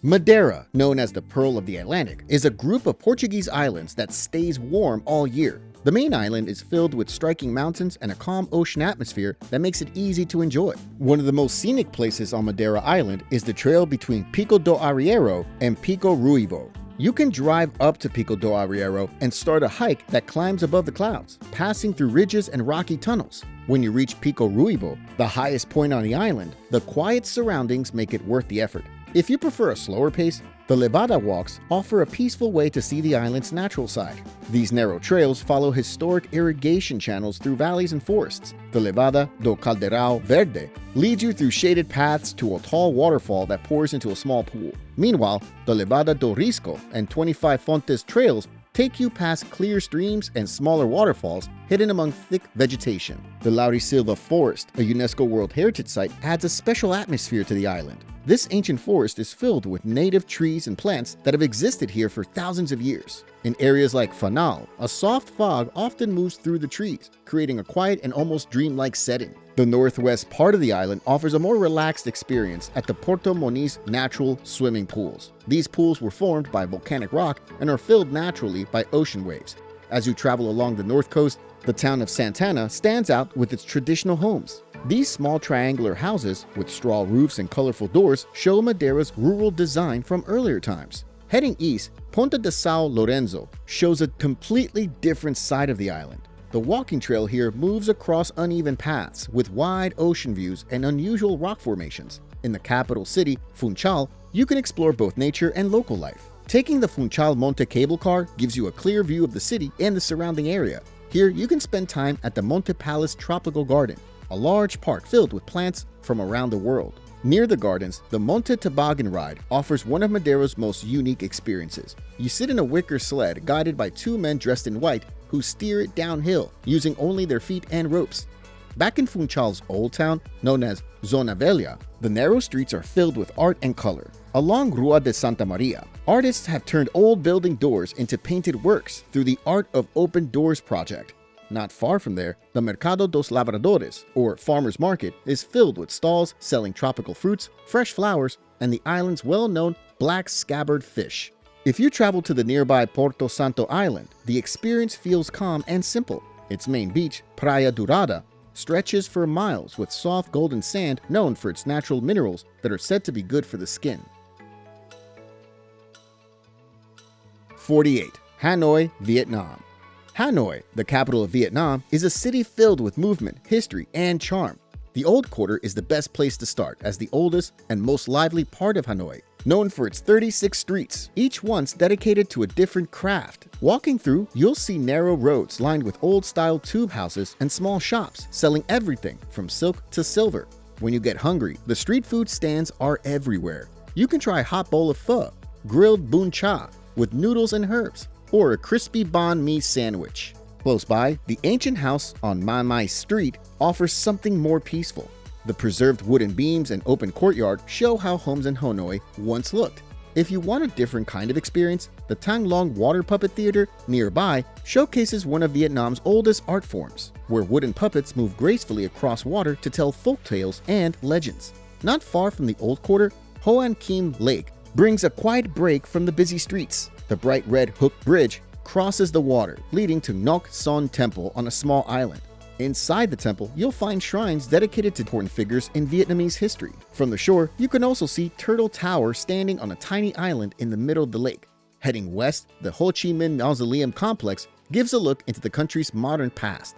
Here, the body of Ho Chi Minh, Vietnam's most respected leader, is preserved inside a large marble building. Behind the mausoleum, his stilt house shows how simply he lived, surrounded by trees and gardens. Nearby, the one-pillar pagoda stands on a single stone pillar above a pond, shaped like a lotus flower. A short drive away, the Temple of Literature offers a calm green space that highlights Vietnam's respect for learning. Built in 1070 and later turned into the country's first national university, it honors Confucius and generations of scholars.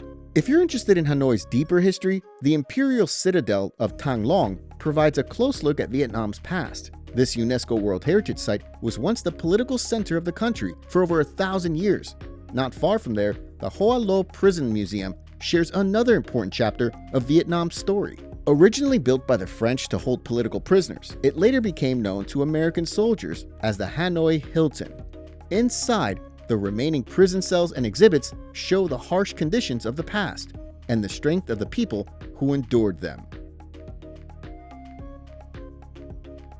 47. Phuket, Thailand.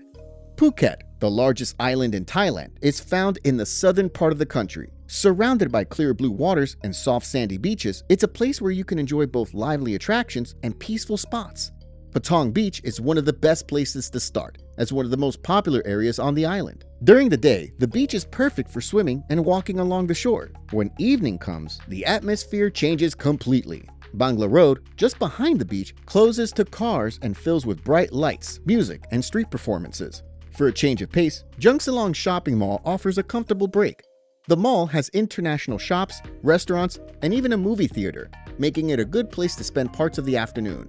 In Patong, you can also experience parts of Thai culture that are exciting to watch. At Patong Boxing Stadium on Sai Nam Yen Road, the energy builds as fighters enter the ring for Muay Thai matches. Nearby, the Simon Cabaret Show brings a different kind of performance to the stage. With colorful costumes, lighting, and music, it's one of the most well-known evening shows on the whole island. Moving away from the coast, the Big Buddha stands high on Knackered Hill. The white marble statue is 147 feet tall and offers wide views across the island. Near the east coast, Phuket Old Town gives you a look at the island's past. The streets are lined with colorful Sino-Portuguese buildings that have been carefully preserved. Walking down Talang Road and Soi Romani, you can see pastel walls, tiled roofs, and wooden shutters that reflect the town's long history.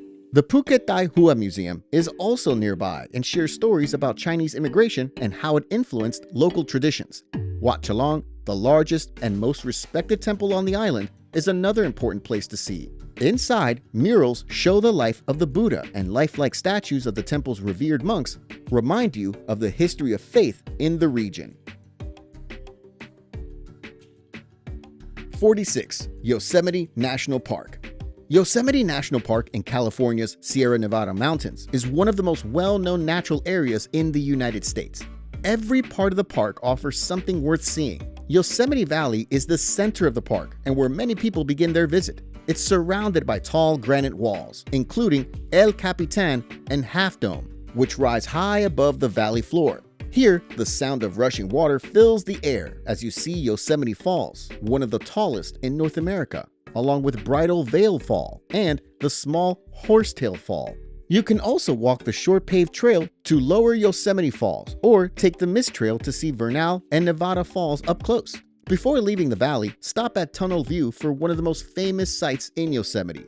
When you leave the valley, heading up to Glacier Point gives you a different perspective of the park. If you want a longer outing, try the 4-mile trail that connects Glacier Point to Yosemite Valley, or the Panorama Trail that passes several waterfalls along the way. Nearby, Sentinel Dome and Taft Point offer easier hikes with open views. South of the valley, the Mariposa Grove of giant sequoias gives you a quiet place to walk among some of the largest trees on Earth. These trees have stood for thousands of years and are among the oldest living things in the world. The grizzly giant, one of the most famous in the grove, is estimated to be about 3,000 years old. The Big Trees Loop Trail is an easy walk with a boardwalk that makes it accessible to everyone, while the Grizzly Giant Loop Trail takes you past several well-known trees. If you hike farther to Wawona Point, you'll find a peaceful overlook with a view of the mountains and forest below. To the east, Tulumna Meadows offers a more open and quiet experience at a higher elevation. The wide meadows are surrounded by granite domes and clear streams that make the area calm and relaxing. Here, you can walk along the Tulumna River or follow one of the trails that lead to Lambert Dome or Cathedral Lakes. Not far away, Tenaya Lake is a good place to cool off on a warm day or paddle across the clear water. 45. Kruger National Park.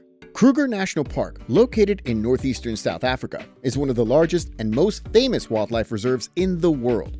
Covering nearly 5 million acres, it is filled with open grasslands, rivers, and dense bush where animals roam freely.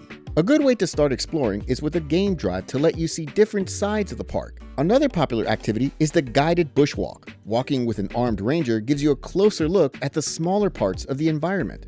Throughout the park, several rest camps offer comfortable places to stay and explore nearby areas. Skukuza Rest Camp, the largest in Kruger, sits along the Sabia River. Inside the camp, the Stevenson Hamilton Memorial Library and Museum shares stories about the park's first warden and its history of conservation. The nearby Nuanetsi stream attracts many grazing animals, which makes the area a prime hunting ground for predators. The Sweni Bird Hide is also close by, offering another good place to watch birds. Lower Sabi Rest Camp has a peaceful atmosphere with beautiful views. The nearby Sunset Dam is one of the park's most popular viewing spots. Here, you can often see hippos in the water, crocodiles on the riverbank, and herds of elephants stopping to drink. 44. Reunion Island. Reunion Island is a French territory in the western Indian Ocean, known for its volcanic peaks. The island was shaped by two great volcanoes that have formed steep cliffs, deep valleys, and unique natural amphitheaters that make the island unlike anywhere else. A good place to begin is Piton de la Fournaise, where the land looks almost otherworldly. To understand more about the island's volcanic activity, the Cité du Volcan Museum in Bourg-Mourant offers interactive displays that explain how the island was formed. From the volcano, the scenery changes as you reach the Cirques. 3 large natural amphitheaters, Mafate is the most remote and can only be reached on foot or by helicopter. The view from Piton Maido, which overlooks Mafate, is one of the most striking on the island. Silao offers more activity as a mountain town surrounded by peaks. It's a great place for hiking, with trails that lead all the way up to the summit of Piton de Neige. Salazie is the most green and easily reached of the 3 cirques. The drive into Salazie passes by countless waterfalls that pour down the mountainsides. In the small village of Helborg, colorful Creole homes line the streets, and the Maison Folio gives you a glimpse of what a traditional 19th century home looked like.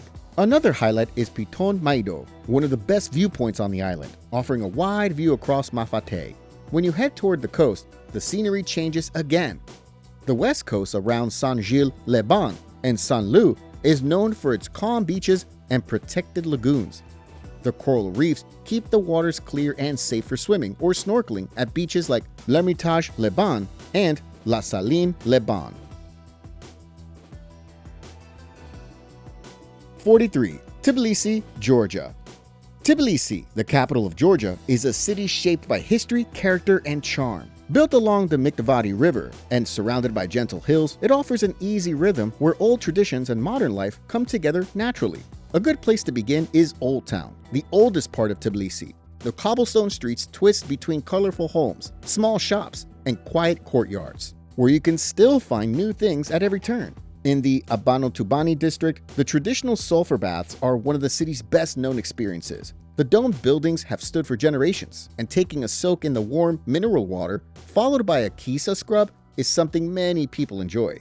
Not too far from the baths, the Lektakevi waterfall adds a calm break in the center of the city. Nearby, the Bridge of Peace connects Old Town to Reich Park. Made of glass and steel, the bridge is especially striking when it lights up at night. Close to this area, the leaning clock tower of the Rezo Gabriadze Marionette Theater is another highlight. Every hour, a small angel figure appears to ring a bell above the crowd. From there, Narikala Fortress rises above the rooftops, offering some of the best views in Tbilisi. Dating back to the 4th century, this ancient structure stands as a reminder of the city's long past. Nearby, you can visit St. Nicholas Church, known for its colorful interior frescoes. A short walk from the fortress leads to the Mother of Georgia statue, a tall silver figure holding a sword in one hand and a cup of wine in the other, representing both strength and hospitality. A short distance away, the Holy Trinity Cathedral, also called Sameba, stands as one of the largest Orthodox churches in the world. Inside, the marble floors and bright frescoes create a quiet, peaceful atmosphere. To see Tbilisi from a higher point, Mtatsminda Park on Mount Mtatsminda offers a relaxed outing. The funicular railway takes you to the top, where you can look out over the entire city. 42. Almaty, Kazakhstan. Almaty, located in southeastern Kazakhstan, rests near the snow-covered Tian Shan Mountains at about 2,500 feet above sea level. Start your experience in Panfiloy Park, a calm green space surrounded by tall trees and monuments. Inside the park stands Zenkoi Cathedral, a colorful wooden church built in the early 1900s without a single nail. It remains one of the tallest wooden buildings in the world. Near the cathedral, the eternal flame burns in memory of Soviet soldiers from World War II, surrounded by large statues that give the area a respectful and quiet atmosphere. A short walk from the park leads you to the Green Bazaar, where the energy of the city comes alive. Here, you can try local foods like kazi, a traditional horse meat sausage. From there, head to Koktobe Hill to see Almaty from above. A cable car ride takes you over the city to a viewpoint with a well-known beetle statue. Not far away, Medeo High Mountain Ice Rink is the highest outdoor skating rink in the world. From Medeo, you can take another cable car to reach Shimbulak Mountain Resort. Also, you can stop at Republic Square to see the tall Independence Monument topped with the Golden Man, a symbol of Kazakhstan's freedom. You can also take a short ride on the Almaty Metro, where each station features unique art patterns inspired by the country's culture and history. 41. Salar de Uyuni. Salar de Uyuni in southwestern Bolivia is one of the most remarkable natural places in the world. Stretching endlessly across the Altiplano, it's the largest salt flat on Earth, formed from prehistoric lakes that dried up thousands of years ago, leaving behind a thick, flat layer of salt that now covers the area. During the wet season, which runs from December to April, a thin layer of rainwater collects on the surface and turns the ground into a massive natural mirror. The reflection of the sky is so clear that the horizon seems to disappear, creating one of the most beautiful views on the planet. When the dry season arrives from May to November, the water evaporates, revealing a white crust patterned with hexagonal salt tiles. In the middle of the flats stands Incahuasi Island, also called Fish Island. It rises above the salt as a rocky hill covered with giant cacti that have stood for centuries. A short hike to the top gives you a full panoramic view of the white plain stretching out in every direction. A short drive across the salt brings you to the old Salt Hotel, known as Playa Blanca. Though it no longer serves as a functioning hotel, it now operates as a small museum. Outside, flags from around the world are displayed, showing how far people have come to see this one-of-a-kind place. 40. Edinburgh, Scotland. Edinburgh, the capital of Scotland, is a city shaped by its timeless charm. The city is recognized as a UNESCO World Heritage Site, divided between the Old Town, filled with medieval buildings, and the New Town, known for its elegant Georgian design. Together, they make Edinburgh one of the most beautiful and interesting cities in Europe. At the top of the city, Edinburgh Castle stands high on Castle Rock, overlooking everything below. The fortress has guarded Scotland's capital for centuries and still carries the marks of its royal and military past. Inside, you can see the honors of Scotland, the oldest crown jewels in the British Isles, and visit St. Margaret's Chapel, the city's oldest building. From the castle gates, the Royal Mile, a historic street, stretches down through the Old Town. Here, you can visit St. Giles Cathedral, known for its unique crown-shaped spire, or head underground to the real Mary King's Close, where old streets from centuries ago remain preserved beneath the surface. Along the mile, small museums, like the Museum of Childhood and the Museum of Edinburgh, share stories of local life. At the lower end of the Royal Mile stands the Palace of Holyrood House, the official residence of the British monarch in Scotland. Here, the state apartments display fine royal interiors. Just beyond the palace rises Arthur's Seat, an ancient volcano that offers one of the best viewpoints of the city. The climb takes about an hour and rewards you with sweeping views across Edinburgh and beyond. If you want a shorter route, the path along the Salisbury Crags also gives excellent scenery. Around the park, you can see the remains of St. Anthony's Chapel and enjoy calm spots like St. Margaret's Loch. Not far from Holyrood Park, the National Museum of Scotland offers a deep look into the country's story. Inside, there are exhibits on Scottish history, science, and world cultures like the Lewis chessman, beautifully carved from ivory, and Dolly the sheep, the first cloned mammal. 39. Lake Bled. Lake Bled, located in northwestern Slovenia, is one of the country's most peaceful and recognizable destinations. Surrounded by the Julian Alps, the lake's clear blue water and small island create a calm and inviting atmosphere. Many people choose to take a traditional pletna boat, rowed by a local oarsman, to reach the island. As you approach, the Church of the Assumption becomes the main feature. Once you arrive, you'll climb 99 stone steps to reach the church. Bled Castle is one of the most striking sights in the area. Standing on a steep cliff, it's known as the oldest castle in Slovenia. Inside, the Castle Museum shares the story of Bled's past through simple exhibits. If you want to see Lake Bled from a higher point, you can hike to Ojstrica or Mala Osojnica. Ojstrica has a wooden bench where you can rest and take in the view, while Mala Osojnica sits slightly higher and provides a wider perspective of the surrounding area. For a bit of outdoor fun, Straja Hill, near the lake, offers activities that keep you active. In warmer months, you can ride a toboggan down a curved metal track or test your balance at Adventure Park Bled, which features rope bridges and zip lines among the trees. 38. Athens, Greece.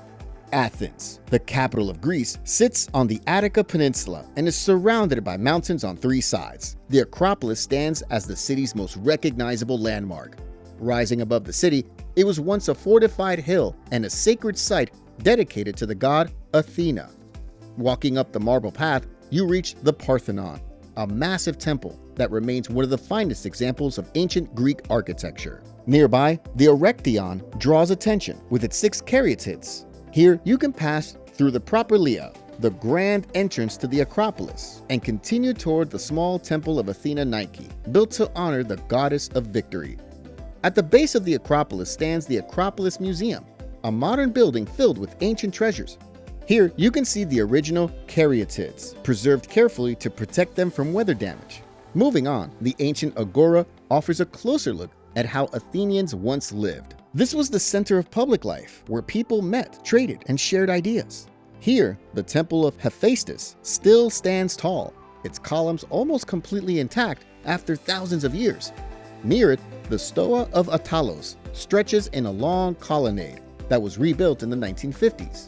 Inside, the Museum of the Ancient Agora displays everyday items that give a clear sense of ancient life in the city. Not far from the Agora is the Plaka neighborhood, known as one of the oldest areas of Athens. In Anafiotika, a small section of Plaka, the houses are whitewashed with bright shutters, giving it the look of a Greek island village. Along the way, the monument of Lysicrates stands as a piece of ancient art built to honor a sponsor of theatrical performances. A short walk from Plaka takes you to Syntagma Square, the modern center of Athens. The Hellenic Parliament building overlooks the square, and in front of it is the tomb of the unknown soldier.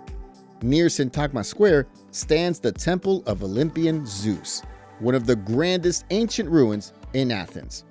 Though only a few of its massive columns remain, their size and detail still show the scale of the temple that once stood there.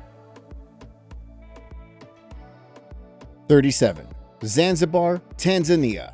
Zanzibar is a group of islands in the Indian Ocean off the coast of East Africa. The largest island is Unguja, often called Zanzibar Island. As you move across it, you see how history and local life come together in a way that feels steady and genuine. Stone Town, the main part of Zanzibar city, is a good place to start, filled with narrow alleys and buildings that reflect Swahili, Arab, Indian, and European designs. The old slave market is one of the most important landmarks here. The Christ Church Anglican Cathedral now stands above the original site, with its altar built over the old whipping post. Nearby, the old fort has stood since the 17th century. Inside its stone walls are small shops, an open-air stage, and space where local events take place. The Palace Museum, once the home of the Sultan, shows the history of Zanzibar's royal past. Close to it, the old dispensary stands out with its detailed wooden balconies and coral stone walls. You can also stop by the house where Freddie Mercury, the lead singer of Queen, spent part of his childhood. Outside the city, Jozani Forest offers a peaceful change of scenery. It's part of Jozani Chwaka Bay National Park, the only national park in Zanzibar. The forest is known for the red colobus monkey, a species that lives only here, where you can walk along a raised wooden path through the mangrove forest and see these monkeys jumping from tree to tree. A short boat ride from Stone Town takes you to Prison Island, also known as Canggu Island. The island was once used as a quarantine station, but is now home to giant Aldabra tortoises. Some are over 100 years old, and you can feed them leafy greens as they move slowly across the sand. The spice plantations across Zanzibar are another experience that connects you to the island. Local guides lead you through the farms, showing how cloves, nutmeg, cinnamon, and cardamom grow, so you can learn how they're used in food, medicine, and daily life. Zanzibar's coastline is full of beaches, each with its own atmosphere. In the north, Nungwi has calm waters and wide beaches that are perfect for swimming. Close by, Kendwa has a livelier feel, known for its evening gatherings by the sea. Meanwhile, on the east coast, Paye attracts kite surfers with its steady winds and long, shallow waters. If you want to explore the water more closely, Nemba Atoll is one of the best places to see marine life. It's a protected area off the northeast coast, known for its coral reefs and tropical fish. 36. Azores, Portugal. The Azores, a group of 9 volcanic islands in the North Atlantic Ocean, form an autonomous region of Portugal known for their natural beauty and peaceful rhythm of life. São Miguel, the largest island, is often the first stop. Here, Lagoa de Sete Cidades is one of its most recognizable landmarks, made up of 2 lakes inside a massive volcanic crater, one blue and one green. The Vista do Rei viewpoint gives you a wide view of both lakes surrounded by rolling hills. Down below, the small village of Sete Cidades rests between the lakes, where you can enjoy the still water surrounded by quiet scenery. Also, the Goriana Tea Factory offers a different experience as the oldest and only working tea plantation in Europe. Here, you can walk through the green tea fields on the hillsides and see how the tea is harvested and processed in the factory. Not far from there, the village of Furnas offers a different kind of experience. The entire valley is alive with geothermal activity, with steam vents and bubbling mud pools around every corner. Poça da Dona Beija is one of the best places to relax, with several natural hot pools. Terra Nostra Garden, nearby, is one of the most beautiful spots on the island, filled with trees, flowers, and a large thermal pool rich in minerals. On Pico Island, nature takes a wilder shape. Mount Pico, Portugal's highest peak, rises above the island, offering great views of the neighboring islands. The island also has the Gruta das Torres, the longest lava tube in Europe, where guided tours lead you through volcanic passages shaped by ancient eruptions. Terceira Island brings another side of the Azores to explore. Algar do Carvalho, an ancient volcanic vent, allows you to walk inside a real volcano. A small clear pool lies at the bottom, and soft light filters through the opening above, creating a calm and quiet atmosphere. 35. Salento Valley, Colombia. Salento is a small town in Colombia's coffee region, surrounded by green hills and peaceful scenery. Just outside the town, the Corcora Valley is the most popular attraction, known for its tall Guindio wax palms, which are Colombia's national tree and the tallest palm species in the world. As you walk through the valley, the green hills stretch into the distance, and the palms rise high above the trails. Along the trail, the Asaime Hummingbird Sanctuary offers a quiet stop where you can watch colorful hummingbirds flutter nearby. The town center gives you a closer look at daily life in Salento, lined with white colonial-style buildings decorated with bright wooden balconies and doors. Calle Real, the main street, is the best place to experience the friendly atmosphere of the town. At the end of the street, stairs lead up to Mirador Alto de la Cruz, where you can see Salento's red roofs and the mountains surrounding it. Outside the main streets, Salento's hills are covered with coffee farms known as fincas. Many families have been growing coffee here for generations. Places like Finca El Ocaso and Finca Don Elias welcomes you to learn how coffee is made from start to finish. You can also take part in a traditional Colombian game called Tejo. It's a lively sport where you throw a metal disc at a clay target filled with small gunpowder packets. Local places like Cancha de Tejo, Los Amigos often host friendly games where laughter and cheers fill the space. 34. Lofoten Islands. The Lofoten Islands, located off the northern coast of Norway, are a group of islands surrounded by the Norwegian Sea. Known for their sharp mountain peaks and small fishing villages, this area offers a peaceful setting with plenty to see and do. Reine is one of the most recognizable places in Lofoten, with small fishing cabins by the water, making it a popular starting point. Hiking Reinebringen gives you a clear view over the village and the surrounding sea.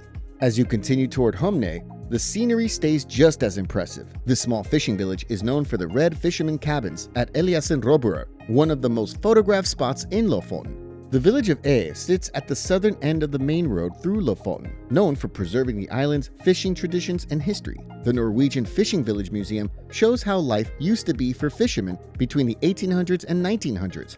Farther north, Henningsvær adds a more active atmosphere to the islands. Spread across small islands connected by bridges, it's often called the Venice of Lofoten for its setting along the water. Here, you can stop by Galerie Lofoten, which displays paintings of local life. In Borg, on the island of Vestfold, the Lofoter Viking Museum shows another side of Lofoten. The reconstructed Viking longhouse lets you see how a Viking chief once lived in this area.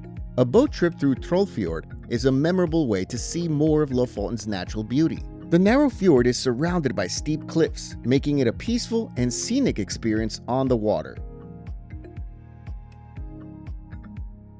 33. Raja Ampat, Indonesia.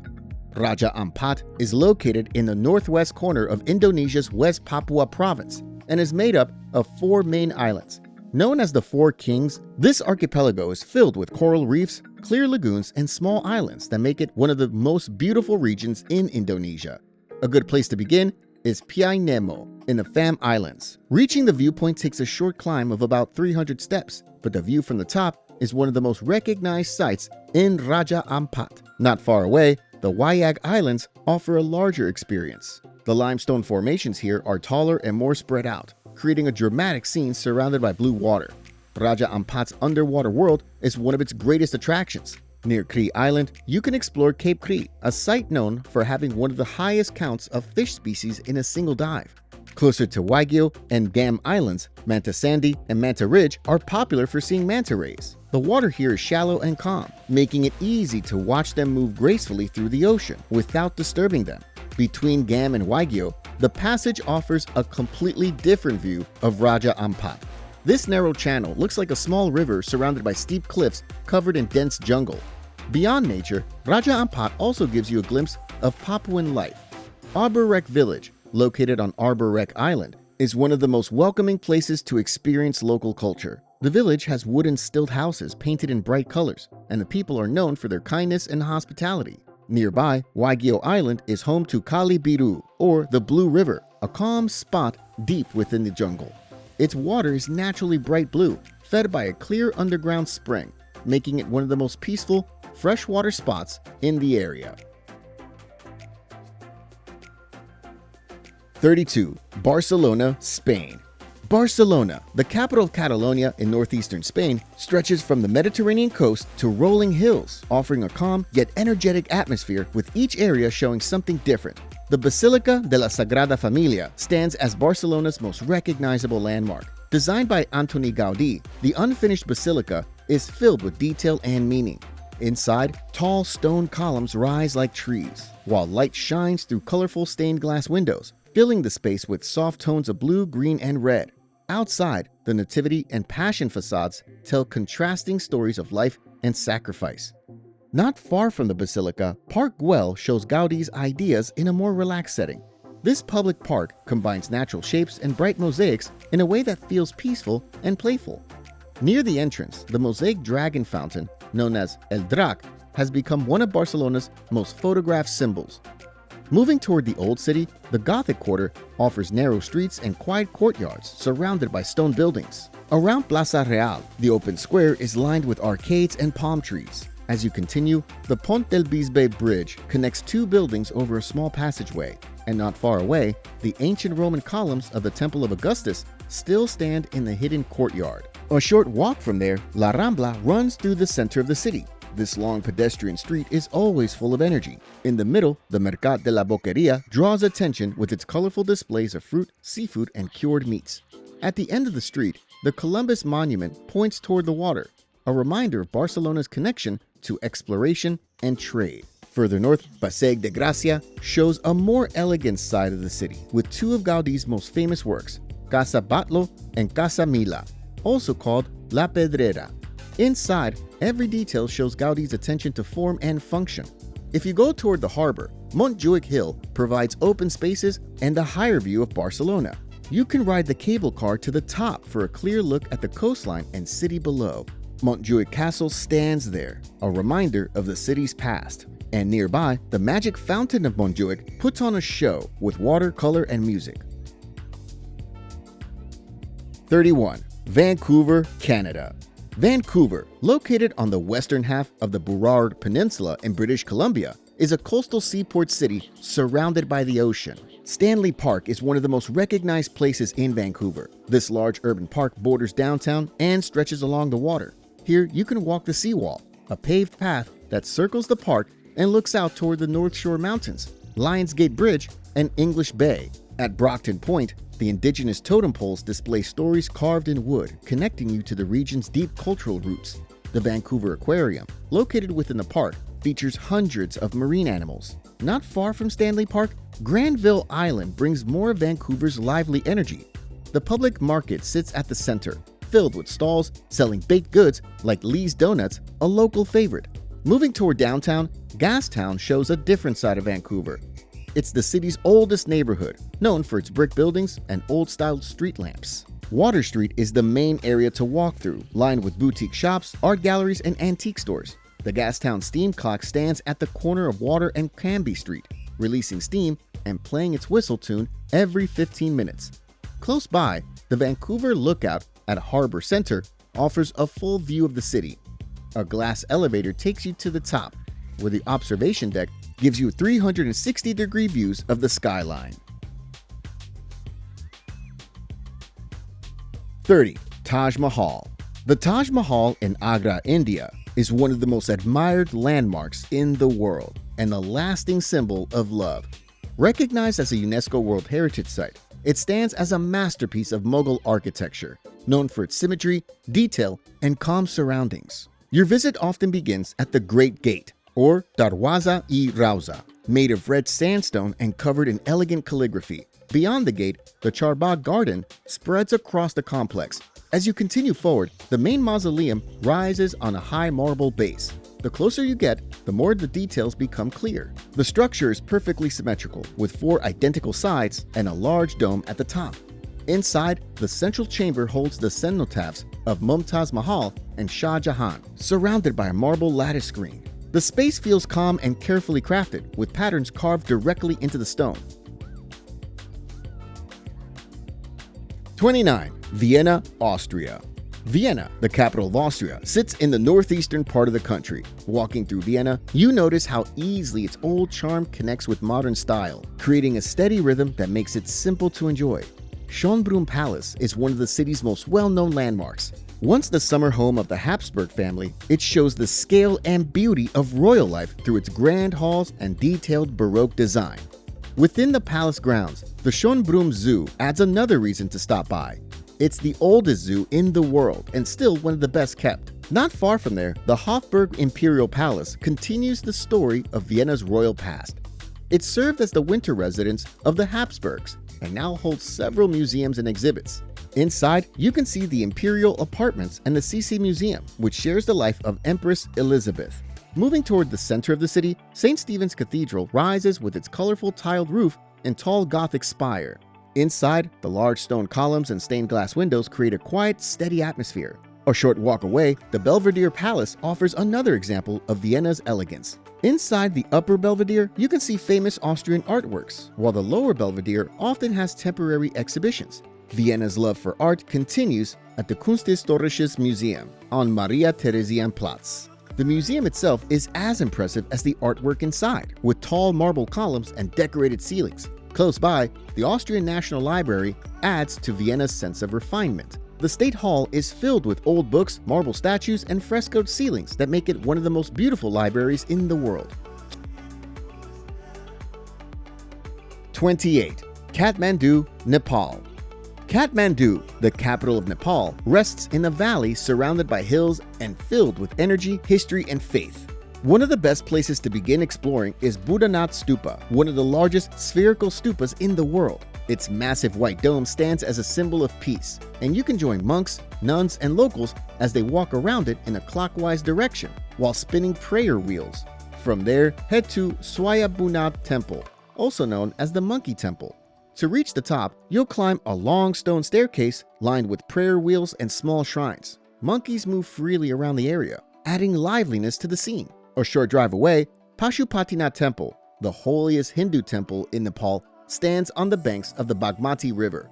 In the evening, the Arati ceremony takes place along the river, where priests wave lamps of fire in a moving act of devotion that lights up the entire area. Next, make your way to Kathmandu Durbar Square, once the royal center of the city. It's a UNESCO World Heritage Site filled with temples and courtyards that showcase the city's architectural style. Not far from the square, Tamil shows a completely different side of the city. Here, you can find everything because the area is always active. For a peaceful escape, the Garden of Dreams, a restored neoclassical garden built in the early 20th century, is nearby. Inside, there are shaded paths and manicured lawns, making it a perfect stop.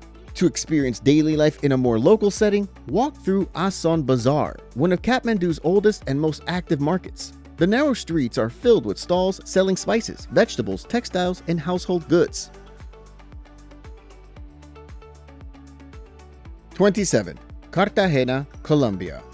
Cartagena sits on Colombia's northern coast, where the Caribbean Sea meets colorful streets and centuries of history. The walled city, also known as the Old Town or Centro Histórico, is the best place to start. Surrounded by thick stone walls built in the 17th and 18th centuries, this UNESCO World Heritage Site is full of energy and color. Here, you can enter through the Clock Gate, the main entrance to the city, and walk along cobblestone streets lined with colonial buildings and balconies covered in flowers. A short walk from there, Plaza de Bolívar offers a quiet place to rest. The tree-covered square has a statue of Simón Bolívar standing at its center and is surrounded by colonial-style buildings. Nearby, the Iglesia de San Pedro Claver adds another layer to the city's past. This church and monastery honors Saint Peter Claver, a Jesuit priest who dedicated his life to helping enslaved Africans brought through the port. Inside, the peaceful cloisters and museum display items from his life and the city's colonial period. Getsemani stands out as Cartagena's creative neighborhood. Once part of the city's working class area, it's become a place filled with murals and street art that reflect local life and culture. Beyond the city center, Castillo San Felipe de Barajas shows the strength of Cartagena's history. Built by the Spanish on San Lázaro Hill, it is the largest fortress in South America. Walking through its stone tunnels and high walls gives you a clear sense of its design and purpose. Also, walk through Boca Grande, Cartagena's modern district. It sits right along the coast, lined with high-rise buildings and ocean views. 26. Fez, Morocco. Fez, located in northern Morocco, is one of the country's 4 imperial cities and is often called its spiritual and cultural capital. It is divided into 3 main sections, but the oldest part, Fez El Bali, is where the heart of the city truly lives. With more than 9,000 narrow alleys, it's one of the largest car-free zones in the world. A short walk through the Medina brings you to the Chouara Tannery, one of the city's most famous sites. It's been operating since the 11th century and is known for its large, round dye pits filled with bright colors. Nearby, the Bu Inanya Madrasa stands out as a masterpiece of Moroccan architecture. Built in the 14th century, this former theological school is one of the few religious buildings in Morocco that non-Muslims can enter. A few streets away, the Al-Atarin Madrasa offers another look at Fez's artistic detail. The walls are decorated with colorful tiles and carvings that show the craftsmanship of the time. Walking deeper into the Medina, the Al-Karawayin Mosque and University stands as one of Fez's most important landmarks. Founded in 857 CE, it's recognized as the world's oldest continuously operating university. Another nearby highlight, the Nejarin Museum of Wooden Arts and Crafts. Inside, the museum displays traditional Moroccan woodwork, including carved doors, tools, and furniture. Moving toward the edge of the Medina, Babu Jelud, or the Blue Gate, marks one of the main entrances to Fez al-Bali. For a wider view of the city, the Marinid tombs are located on a hill overlooking Fez. The ruins themselves are simple, but the view of the surrounding area is remarkable. In Fez el-Jadid, the royal palace stands as one of Morocco's most impressive structures. While it's not open to the public, the golden doors and bronze gates can be admired from the outside.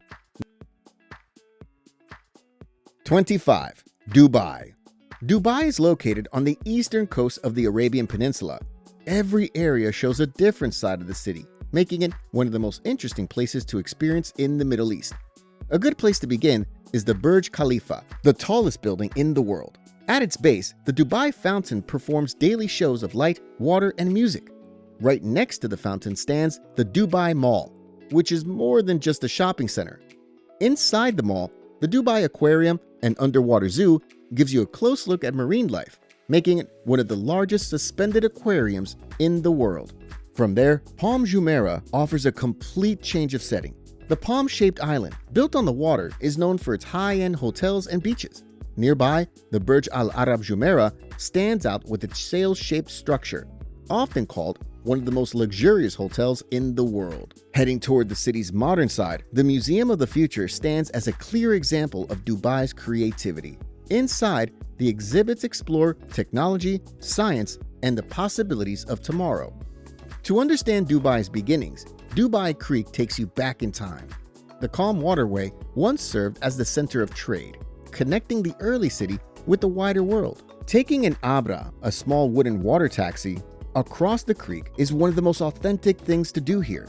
When the weather cools, Dubai Miracle Garden becomes one of the most colorful places to see. Spread across acres of land, it features millions of flowers arranged into creative designs, such as castles, hearts, and airplanes. A short distance away, the Dubai Frame connects the city's past and present in a single view. Just outside the city, the Arabian Desert offers a different kind of experience. A desert safari lets you try dune bashing in a 4-wheel drive or glide down sand dunes on a board.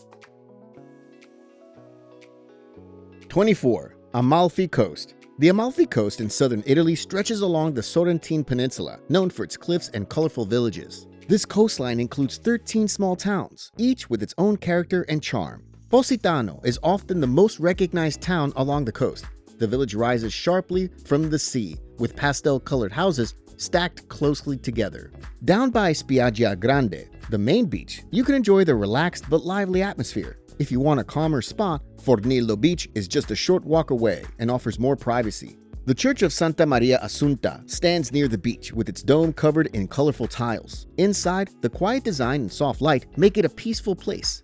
Amalfi sits further along the coast and serves as the historical center of the region. Once a strong maritime republic, it still carries traces of that past. Here, the Duomo di Sant'Andrea stands at the top of a wide staircase. Inside, the Cloister of Paradise provides a shaded courtyard surrounded by slender columns, while the Crypt of St. Andrew honors the town's patron saint. Nearby, the Museo della Carta shows how Amalfi became known for its handmade paper, called bambagina. The sound of the old paper mills and the smell of fresh paper give the museum a unique charm. Close to the harbor, the Arsenale della Repubblica highlights Amalfi's shipbuilding history, with large stone arches that once served as a working shipyard. As you move higher up the cliffs, Ravello offers a quieter experience. This small town is known for its gardens and calm atmosphere. At Villa Ruffolo, the gardens are filled with flowers and terraces that overlook the coastline below. A short distance away, Villa Cimbrone features the Terrace of Infinity, a long marble-lined balcony that gives you one of the best views on the entire coast. Not far away, the Fiordo di Furore feels almost hidden from the road. In Conca dei Marini, the Emerald Grotto offers a short boat ride into a sea cave that glows with bright green light. Sunlight enters through an underwater opening, creating a reflection that lights up the entire cave. Farther east, Vietri sul Mare stands out for its colorful ceramic art. The streets and buildings are decorated with painted tiles that show the town's long tradition of craftsmanship. 23. Budapest, Hungary. Budapest, the capital of Hungary, is divided into two sides, Buda and Pest. Buda lies on the hilly western bank, filled with quiet streets and historic sites, while Pest stretches across the flat eastern side, home to lively neighborhoods and landmarks. Buda is known for its hills and historic charm. Here, the Buda Castle District is one of the best places to start, with its cobblestone streets leading you to the Royal Palace, where the Hungarian National Gallery and the Budapest History Museum share stories of the country's past. Near the palace, Fisherman's Bastion stands with its white towers and terraces. Next to the bastion, Matthias Church stands out with its tall Gothic spire and colorful roof tiles. Inside, the decorated walls and soft lighting make it a calm space to pause. Not far away, Gellert Hill rises above the city, giving one of the best views in Budapest.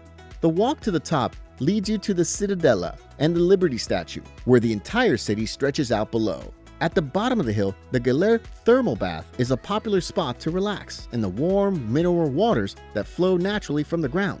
Across the river, Pest feels more active and full of movement. The Hungarian Parliament building stands on the riverbank with its tall spires and detailed design. A short walk away, St. Stephen's Basilica rises above the city center. Inside, the holy right hand of St. Stephen is kept as a sacred relic.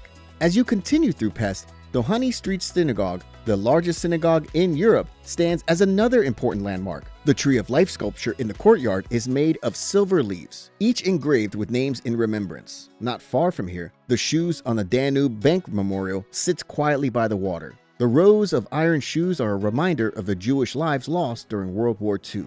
Moving toward the center of Pest, the Central Market Hall offers a look at local life. The upper floor has small eateries where you can try local dishes. From the market, Andrassy Avenue stretches out as one of Budapest's most beautiful streets.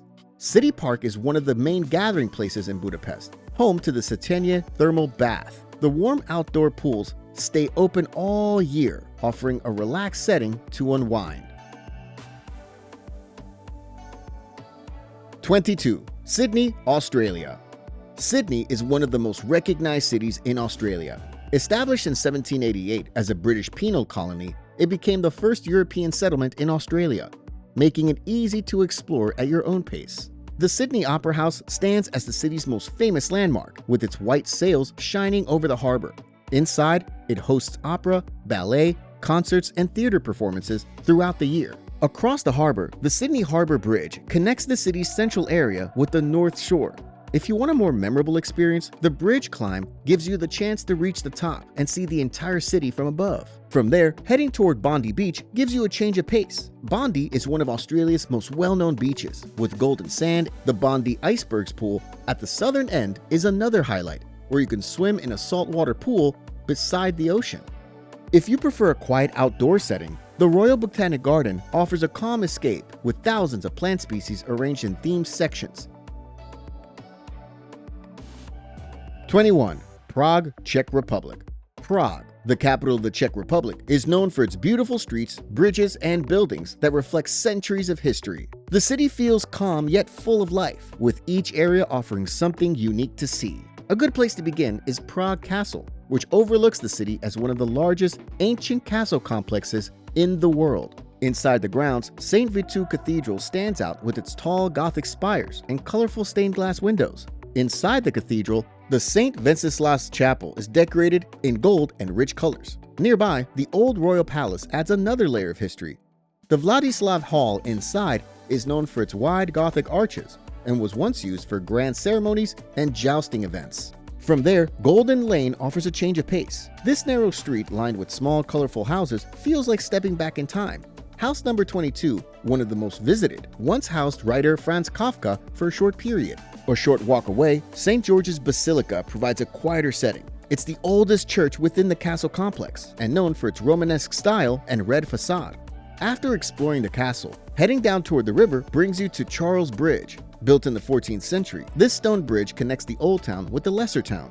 Crossing into the Old Town leads to Old Town Square, one of Prague's most recognizable places. Surrounded by colorful Gothic and Baroque buildings, it has been a central meeting point for centuries. The astronomical clock on the Old Town Hall is one of the main attractions here. Every hour, small moving figures appear during a short show that has continued for hundreds of years. At the far end of the square, the Church of Our Lady Beaufortine stands tall, with its twin spires reaching into the sky. Inside, the quiet setting is filled with detailed carvings and artwork. 20. Oman. Oman lies along the southeastern coast of the Arabian Peninsula. In Muscat, the capital, you'll see the Sultan Ouabous Grand Mosque, standing tall with its white marble walls and graceful minaret. Not far from the mosque, the Mutra Souk gives you a completely different experience. The narrow passageways are filled with the scent of frankincense and bukhor. Leaving the city behind, you can head toward Wadi Shab. The area begins with a short boat ride across a calm river before you start hiking through a gorge lined with rocky cliffs. As you follow the path, you'll reach natural pools of clear, cool water that are perfect for swimming. Further inland, Jebel Shams offers a view that shows the scale of Oman's natural beauty. Known as the Grand Canyon of Arabia, this mountain's steep cliffs and deep valleys stretch far across the horizon. Not far away, the Bima Sinkhole is another natural wonder worth seeing. Here, the limestone crater opens to reveal a deep pool with blue and turquoise water. If you travel farther into the desert, Wahiba Sands stretches endlessly with rolling dunes of gold and red. The city of Nizwa gives you a closer look at the country's past. The large round fort dominates the town, and next to it is the Nizwa Souk, filled with pottery, antiques, and traditional crafts that reflect Oman's long tradition of trade.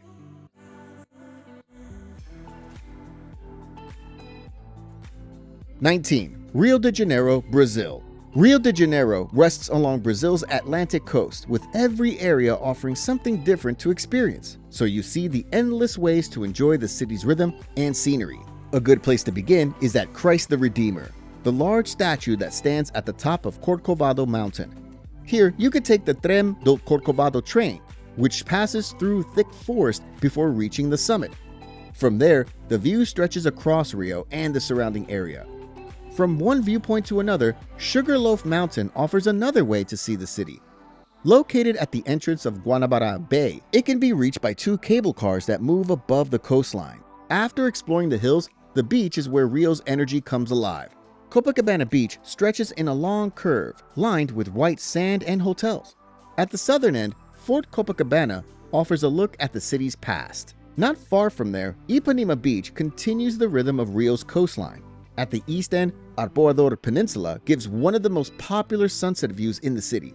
For a quieter experience, Tijuca National Park is one of the world's largest urban rainforests, filled with trails and waterfalls. Close by, the Botanical Garden offers another peaceful retreat, with tall imperial palm trees lining the paths and large ponds filled with water lilies.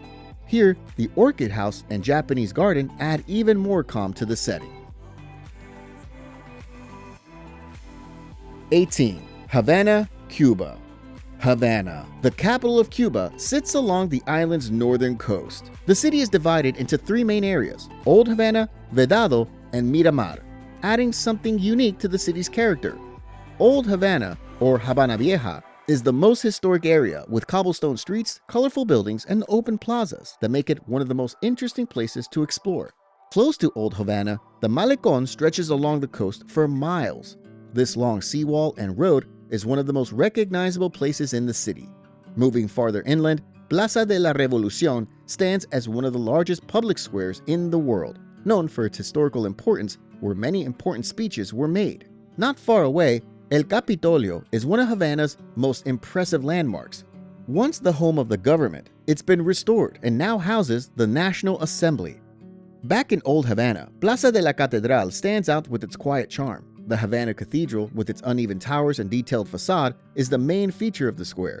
The Museo de la Revolución adds a deeper look at Cuba's modern history. Inside, the exhibits tell the story of the 1959 revolution through photos, artifacts, and documents. Fábrica de Arte Cubano offers a completely different experience. Once an old oil factory, it has been transformed into a modern art and cultural center. Inside, you'll find live music, art exhibits, films, and performances all under one roof. 17. Petra, Jordan. Petra, located in southern Jordan, is a city carved from rose-red sandstone cliffs that has stood for centuries. Known as the Rose City, it once served as the capital of the Nabatean Kingdom and remains one of the most striking archaeological sites in the world. Your visit begins at the Sikh, a narrow passage that serves as the main entrance to Petra. The path twists and turns before opening suddenly to reveal the treasury, also known as Al-Khazneh, standing tall with an impressive facade carved directly into the stone. You can also take the Al-Qubta Trail for a higher viewpoint that gives you a clear, wide look over the surrounding cliffs. Moving deeper into Petra, the royal tombs rise high along the side of Jabal al-Qubta. These grand structures were carved into the rock as resting places for Nabatean rulers, with each one having unique patterns and colors formed naturally in the stone. As you continue, the colonnaded street appears, marking what was once Petra's main commercial road. Walking along the original paving stones gives you a sense of what daily life might have been like in the city. For a more challenging path, the trail to the high place of sacrifice takes you up steep carved steps to one of Petra's oldest sacred sites. Farther up into the hills lies Ardir, known as the monastery, standing alone in a wide clearing. Its grand doorway and solid columns show the same style of craftsmanship seen throughout Petra. 16. Dubrovnik, Croatia. Dubrovnik, known as the Pearl of the Adriatic, sits on the southern edge of Croatia's Dalmatian coast. Surrounded by the clear blue sea and steeped in history, it's a city where every stone seems to tell a story. The best place to start is the city walls, the symbol of Dubrovnik's strength and beauty. Walking along the full circuit takes you past towers, gates, and lookout points that reveal sweeping views of the surrounding area. Climbing to the top of Mincheta Tower rewards you with the highest and most iconic lookout point in the city. Once you've circled the walls, head down to Stradun, the main street that runs through the Old Town. Paved with smooth limestone and polished by centuries of footsteps, this street is always full of life. At one end stands Onofrio's Fountain, a masterpiece of old engineering that once supplied the city with fresh water. At the other, you'll find the Bell Tower and Orlando's Column, symbols of Dubrovnik's independence and pride. Just outside the city walls, Lovrijenac Fortress rises from a rocky cliff above the sea. Built on a high rock to protect Dubrovnik from invaders, it now serves as one of the city's most impressive viewpoints. Back within the Old Town, the Rector's Palace offers a glimpse into Dubrovnik's past as an independent republic. Once the seat of government, it now houses the Cultural History Museum with elegant arches and courtyards that make it one of the city's most beautiful buildings. A few steps away, the Franciscan Church and Monastery brings a quiet sense of calm. The highlight here is the old pharmacy, one of the oldest still operating in Europe since 1317, where you can see shelves lined with ancient medicine bottles and tools once used by monks to make herbal remedies. To see Dubrovnik from above, take the cable car up Mount Surt. At the top, you'll find panoramic views stretching across the surrounding area. There's also a museum dedicated to the Homeland War, which helps you understand more about Dubrovnik's more recent history. 15. Cape Town, South Africa.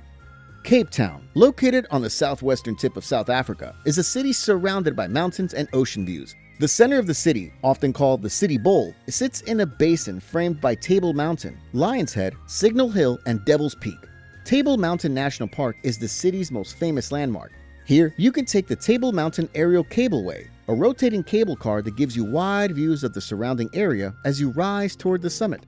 At the top, the flat plateau is covered with short walking trails leading to viewpoints, such as Maclear's Beacon. If you want a challenge, hiking up through Platteklip Gorge gives you a steady climb with rewarding views at every turn. Heading south along the coast, you reach Cape Point. The cliffs here are steep and dramatic, shaped by constant waves and wind. Nearby, the Cape of Good Hope marks the southwesternmost point of Africa, a place that feels remote and open. Back in the city, V&A Waterfront shows a more lively side of Cape Town.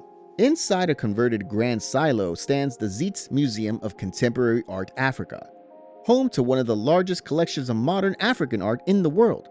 Just a short walk away, the Two Oceans Aquarium gives you a look at sea life from both the Atlantic and Indian Oceans. After exploring the island, a calmer change of scenery awaits at Kirstenbosch National Botanical Garden, known for its collection of South African plants. The Boomslang Canopy Walkway, a curved bridge made of steel and wood, winds through the treetops and gives wide views of the mountains and gardens below.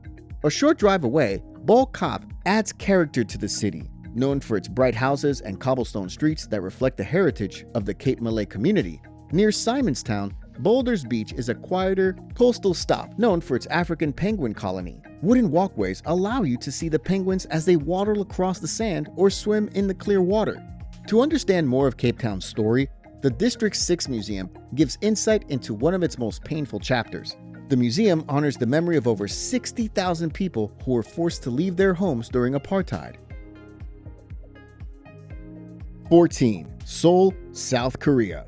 Seoul, the capital of South Korea, is a city where the past and present connect seamlessly. The mix of old and new makes every part of the city feel alive with something to experience. Gyeongbokgung Palace is one of the most important historical sites in Seoul. Built in 1395, it served as the main royal palace of the Joseon dynasty.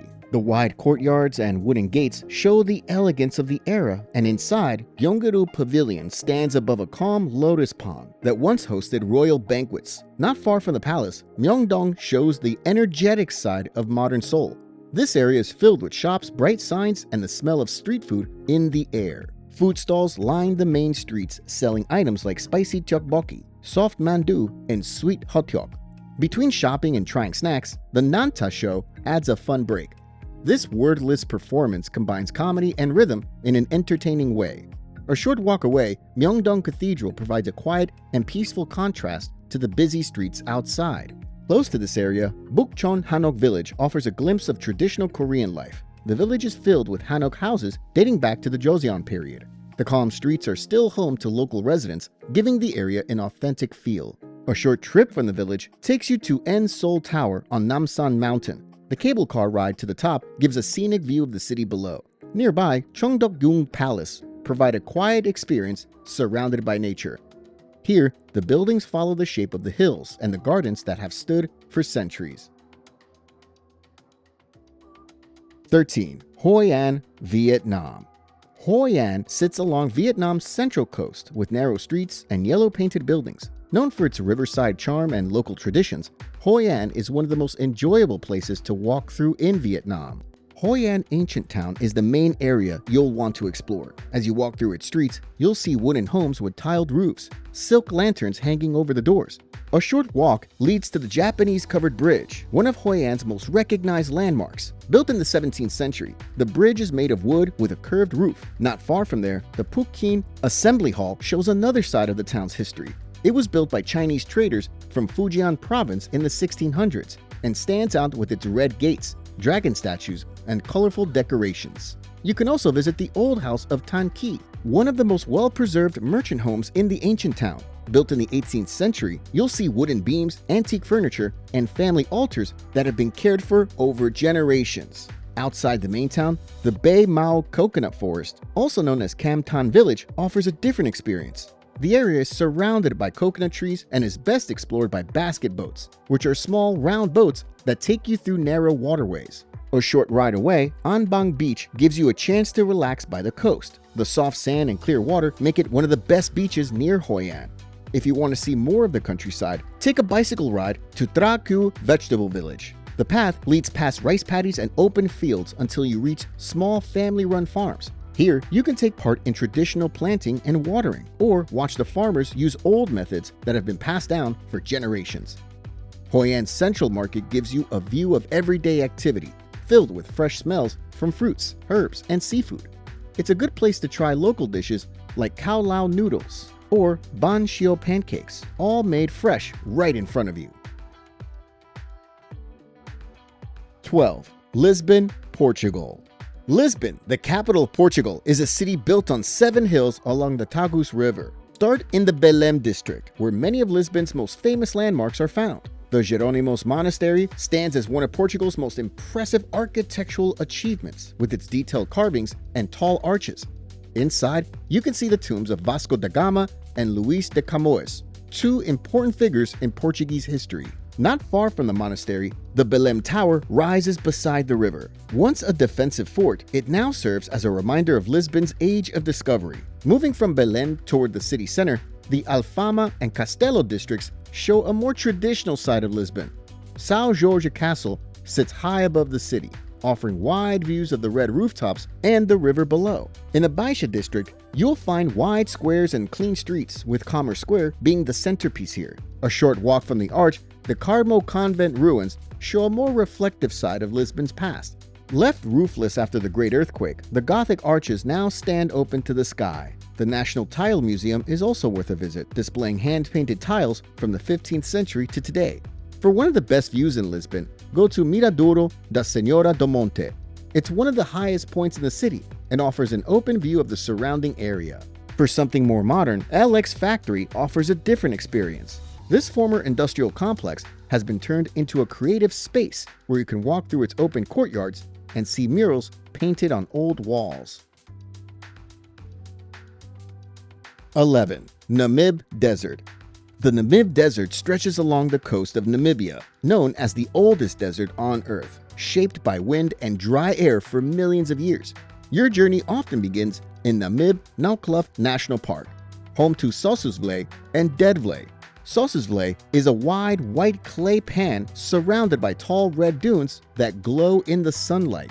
Dedvlei sits nearby, known for its blackened camel thorn trees that have stood for centuries against a bright red and blue backdrop.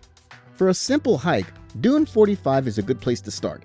It's one of the most accessible dunes in the park and gives you a wide view of the desert from above. If you prefer something more challenging, Big Daddy stands taller and offers a longer climb with an incredible view of Dedvlei below. When you return to the ground, Sesrium Canyon nearby is worth exploring, with its narrow passage carved by the Salchob River. As you move north, the scenery changes again along the Skeleton Coast. This area is known for thick fog, cold winds, and the remains of ships that ran aground long ago. On land, you can see large groups of Cape fur seals resting near the shore. Holmenskop shows another side of the desert's history. This abandoned mining town once thrived during the diamond boom, but was later taken over by sand. The old houses, built in the German style, now stand partly filled with sand that is blown in through broken doors and windows. Heading inland again, the ground becomes rocky as you reach the Spitzkop Mountains. These rounded granite peaks rise from the desert floor and shine with golden light during sunrise and sunset. 10. Queenstown, New Zealand. Queenstown, known in Maori as Tahuna, sits in the southwest of New Zealand's South Island and is often called the adventure capital of the world. Surrounded by mountains and Lake Wakatipu, the town offers both excitement and calm in one place. A good way to start exploring is by taking the Skyline gondola up to Bob's Peak. The steep ride gives you wide views of Queenstown and the surrounding area. If you want to go higher, the Ben Lomond track begins here and leads to a summit that overlooks the surrounding peaks and valleys. Back in town, Lake Wakatipu is the center of many popular activities. Here, you can take a scenic cruise on the TSS Earnslaw, a historic steamship. The Shotover River brings a different type of excitement. The Shotover Jet takes you on a fast ride through narrow canyons with sharp turns and splashes that make it one of the most popular experiences in the area. Not far away, the Kawa Rao Bridge holds its own place in Queenstown's story as the site of the world's first commercial bungee jump, so you can either take the jump yourself or watch others dive from the bridge as they swing above the river. A short drive from town brings you to Moke Lake, a horseshoe-shaped lake surrounded by open hills. Walking the Moke Lake Loop Track is peaceful and easy, while the short climb to the secret Moke Lake viewpoint gives a wider view worth the effort. Closer to town, the Queenstown Gardens offers a quiet space on a small peninsula. If you want an even quieter setting, Sunshine Bay is a small local beach where you can relax by the water. Another spot worth exploring is Bob's Cove, where a short forest walk leads to a clear bay with calm water. Also, the onsen hot pools provide one of Queenstown's most relaxing experiences, overlooking the Shotover River Canyon. 9. Iceland. Iceland is a country shaped by volcanoes, glaciers, and powerful natural forces that make it unlike anywhere else. Only a small part of the land is covered in plants, while most of it is made up of lava fields. Reykjavik, the capital of Iceland, is a small but lively city, known as the world's northernmost capital of a sovereign state. Hallgrímskirkja Church stands tall above the city, and going up to its tower gives you a wide view of Reykjavik. A short drive from Reykjavik brings you to the Blue Lagoon on the Reykjanes Peninsula. This geothermal spa is one of Iceland's most famous spots, with bright blue water surrounded by black lava rock. From here, the Golden Circle route is one of the easiest ways to see some of Iceland's best-known attractions. The first stop is Þingvellir National Park, a place where two tectonic plates slowly pull apart, forming visible cracks in the ground. Next is the Geyser geothermal area, where the Strókur geyser shoots boiling water high into the air every few minutes. The ground here is warm and steaming, showing how active the earth beneath is. The last stop is Gullfoss Waterfall, one of the country's most powerful falls. Water from the Hvita River crashes down 2 tiers into a deep canyon, creating a mist that often forms a faint rainbow on sunny days. As you move along Iceland's south coast, the scenery becomes even more striking. Reynisfjara Beach is one of the most dramatic places in the country, with black volcanic sand, tall basalt columns, and sea stacks rising from the water. Farther east, the road leads to Jökulsárlón Glacier Lagoon, where huge chunks of ice float in calm blue water. Here, you could take a boat tour that moves through the lagoon, getting close to the ice. Across the road is Diamond Beach, where small pieces of ice wash ashore and sparkle on the black sand under the sunlight.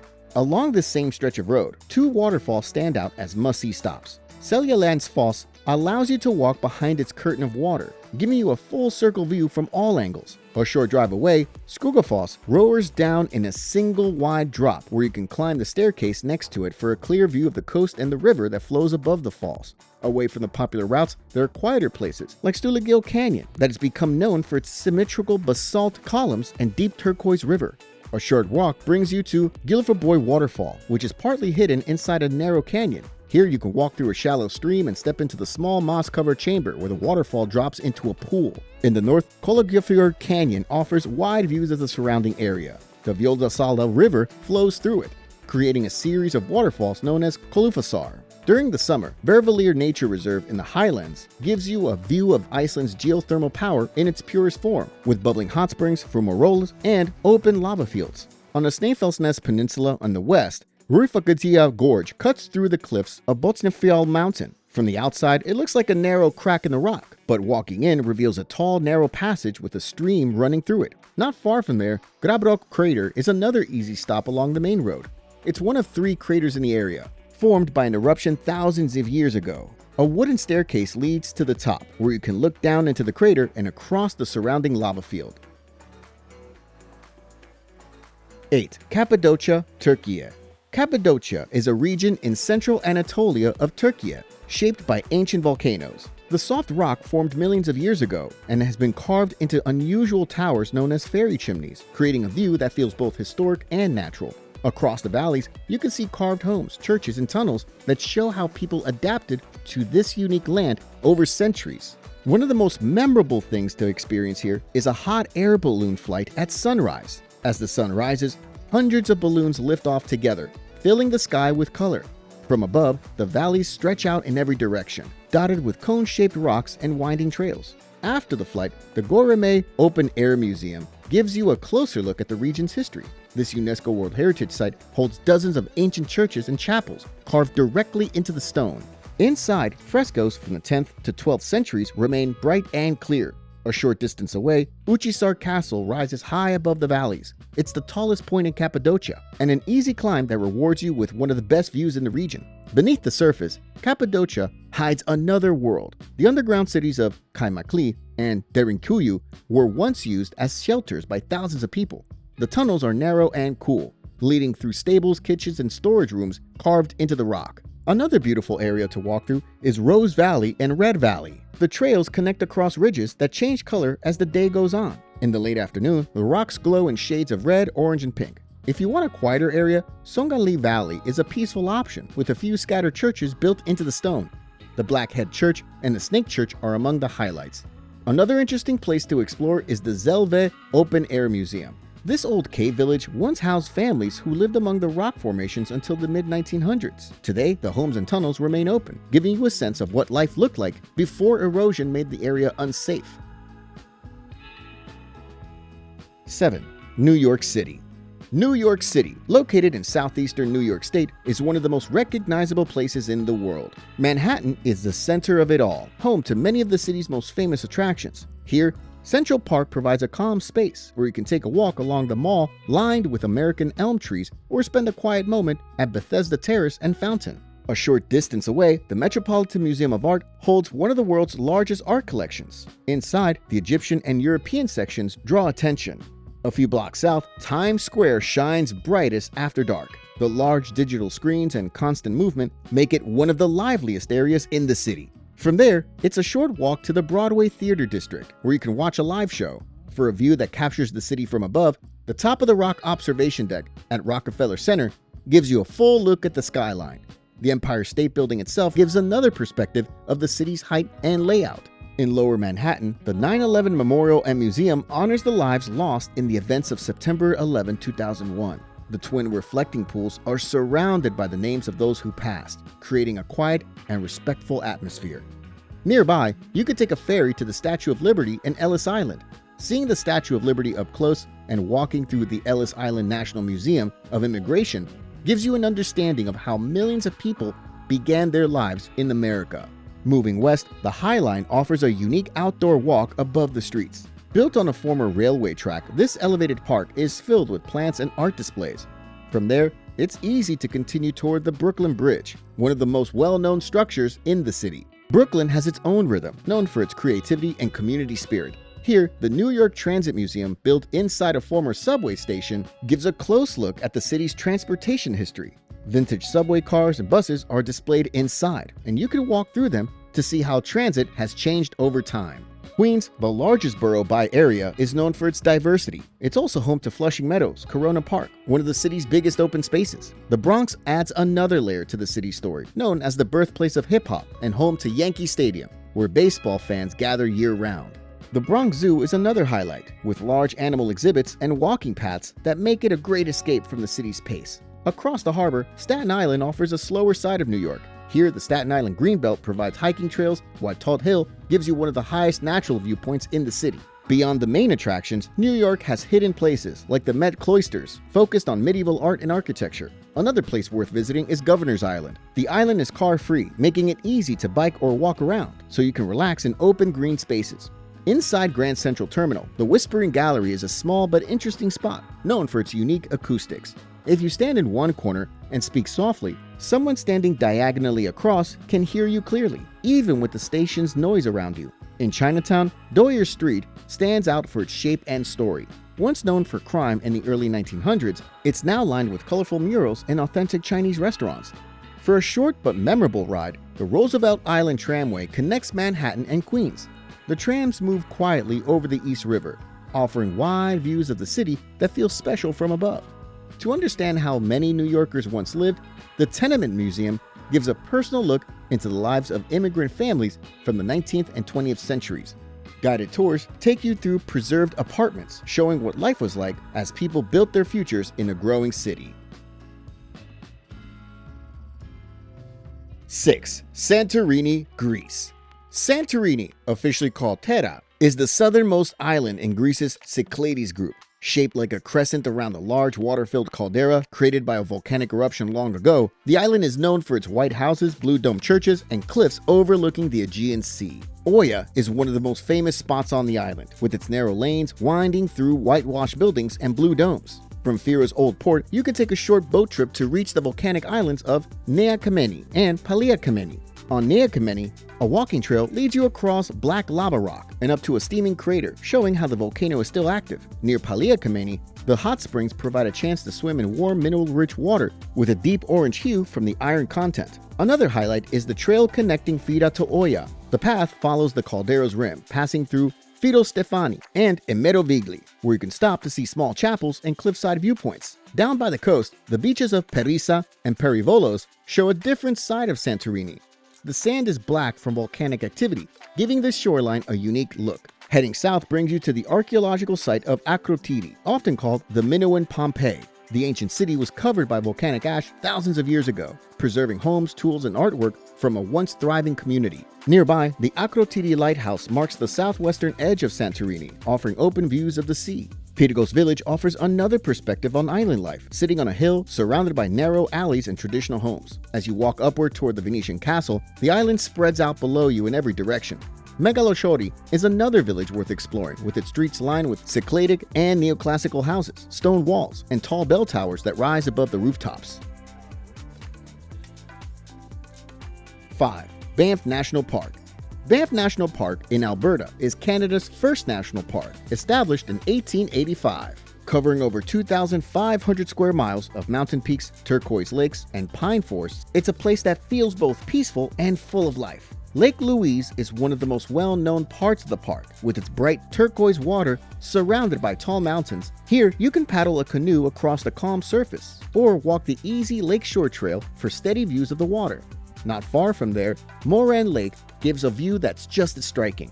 A short drive away, the Banff Gondola on Sulphur Mountain takes you high above the valley.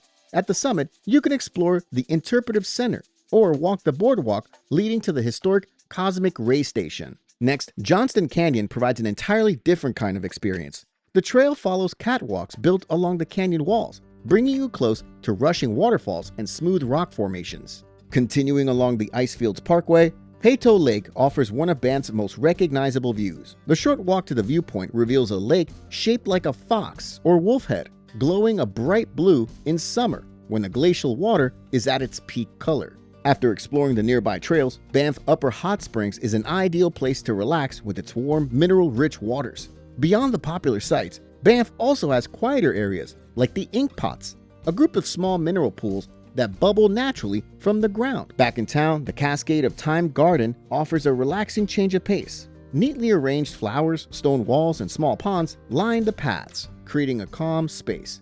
Also, Tunnel Mountain Lookout gives one of the best views of Banff overlooking the surrounding area.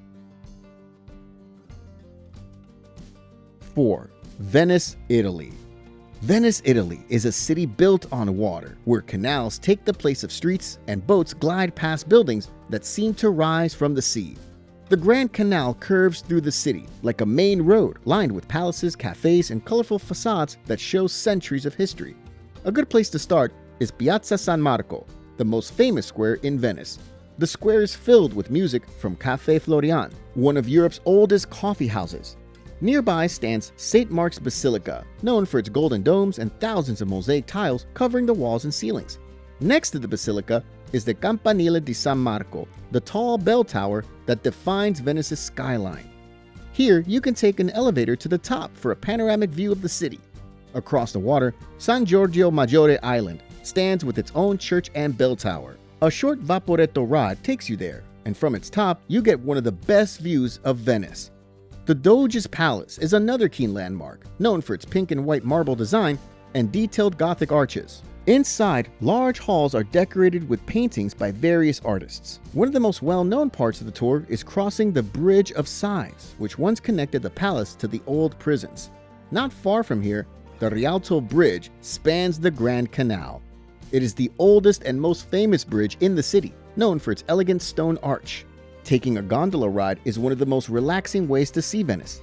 As the gondolier rows through calm waters, you pass under small bridges and alongside homes with open windows and hanging plants. Beyond the main sites, Venice has many hidden places like Libreria Acqua Alta, a bookstore filled with stacks of books kept in bathtubs, barrels, and even an old gondola to protect them from flooding. Another area worth visiting is Campo Santa Margherita, a large square that is lively throughout the day. Scala Contarini del Bovolo is another hidden gem with a spiral staircase that wraps around the outside of the building. For a look at traditional craftsmanship, you can walk to Squero di San Trovaso, one of the few remaining workshops where gondolas are built and repaired. Watching the work shows how these boats are still made using time-tested methods. 3. Machu Picchu. Machu Picchu, located high in the Andes Mountains of Peru, is one of the most remarkable archaeological sites in the world. Built in the 15th century as an estate for the Inca Emperor Pachacuti, it was later abandoned until its rediscovery in 1911. It now stands as a symbol of Inca engineering, precision, and devotion to nature. A good place to begin exploring is the Guardian's House, which gives you the famous panoramic view of the entire citadel. Moving deeper into the site, the Intihuatana stone stands as one of Machu Picchu's most important features, believed to have been used by the Incas as a solar clock or calendar.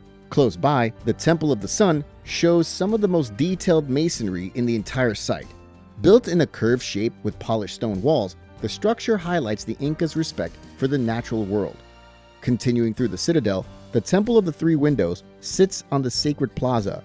It has 3 large trapezoid openings that face the mountains. As you move downhill, the agricultural terraces show another example of the Incas' skill. These terraces, carved into the steep mountainside, were used to grow crops, manage water flow, and prevent soil erosion. A short trail from the main ruins leads to the Inca Bridge, one of Machu Picchu's hidden features. The bridge was part of a narrow path carved into a cliffside, with a gap that could be crossed using wooden logs. Nearby, the Temple of the Condor is another fascinating part of the site. The Incas used natural rock formations and shaped surrounding stones to form the image of a condor, a bird that symbolized the upper world in their beliefs. For an easier hike, Huchuy Picchu provides a shorter route with rewarding views. From the top, you can see the entire citadel from a new angle, with its terraces, temples, and stairways spread below. 2. Paris, France. Paris, known as the City of Light, is located in the north-central part of France. The Eiffel Tower is one of the most recognized symbols of the city. It rises above everything around it, offering wide views of Paris from every level. At night, the tower glows with thousands of lights, shining for 5 minutes every hour. Across the Seine, the Trocadero Gardens offer one of the best places to take photos of the tower. Not far from the tower, the Louvre Museum shows another side of Paris. It's the largest art museum in the world and filled with thousands of works from across time. While the Mona Lisa and Venus de Milo draw most of the attention, the museum's smaller rooms and collections offer even more to explore. A short walk from the Louvre brings you to the Arc de Triomphe. This grand monument honors those who fought for France and stands as a symbol of national pride. The eternal flame at its base burns in memory of fallen soldiers. Across the river, the Musée d'Orsay stands inside a former train station. Built in the 19th century, you'll find famous paintings by various artists. Moving toward Ile de la Cité, the small island in the middle of the Seine, you'll see the Notre Dame Cathedral. Its tall towers, stone carvings, and pointed arches make it one of the most important examples of Gothic design. Just outside, a small marker called Point Zero marks the official center of France. Close by, Sainte-Chapelle stands as another highlight of the island. The chapel's tall stained glass windows cover nearly every wall, filling the space with colored light when the sun shines through. When the day starts to fade, taking a cruise on the Seine is one of the best ways to see the city from a new angle. As the boat moves under bridges and past monuments, you can watch the lights of Paris reflect on the water. Away from the main sites, Paris also has quiet places that show a more local side of the city. The covered passages, like Galerie Vivienne and Passage des Panoramas, are glass-roofed arcades from the 19th century, lined with small shops and bookstores. If you want to see a neighborhood that feels more like a small town, the Budaukaia area in the 13th arrondissement is a good place to go. The streets are narrow and peaceful, filled with murals and small homes. For a relaxing walk, the Promenade Plantée, also called the Coulée Verte René Dumont, stretches for about 3 miles across the 12th arrondissement. In the 5th arrondissement, the Harnais de l'Utessé connects you to the city's ancient past. This Roman amphitheater dates back nearly 2,000 years and remains one of the oldest visible ruins in Paris. 1. Kyoto, Japan. Kyoto, located in Japan's Kansai region, is often called the cultural capital of the country. It's filled with temples and shrines, as well as gardens that have stood for centuries. Start your visit at Fushimi Inari Taisha, one of Kyoto's most recognized landmarks. The path here leads through thousands of red torii gates that stretch up Mount Inari. Not far away, Kiyomizu-dera Temple stands on wooden platforms built into the hillside. From the top, you can see a wide view of Kyoto. Below the temple is the Ottawa Waterfall, where drinking from its clear streams is said to bring good health, long life, and success.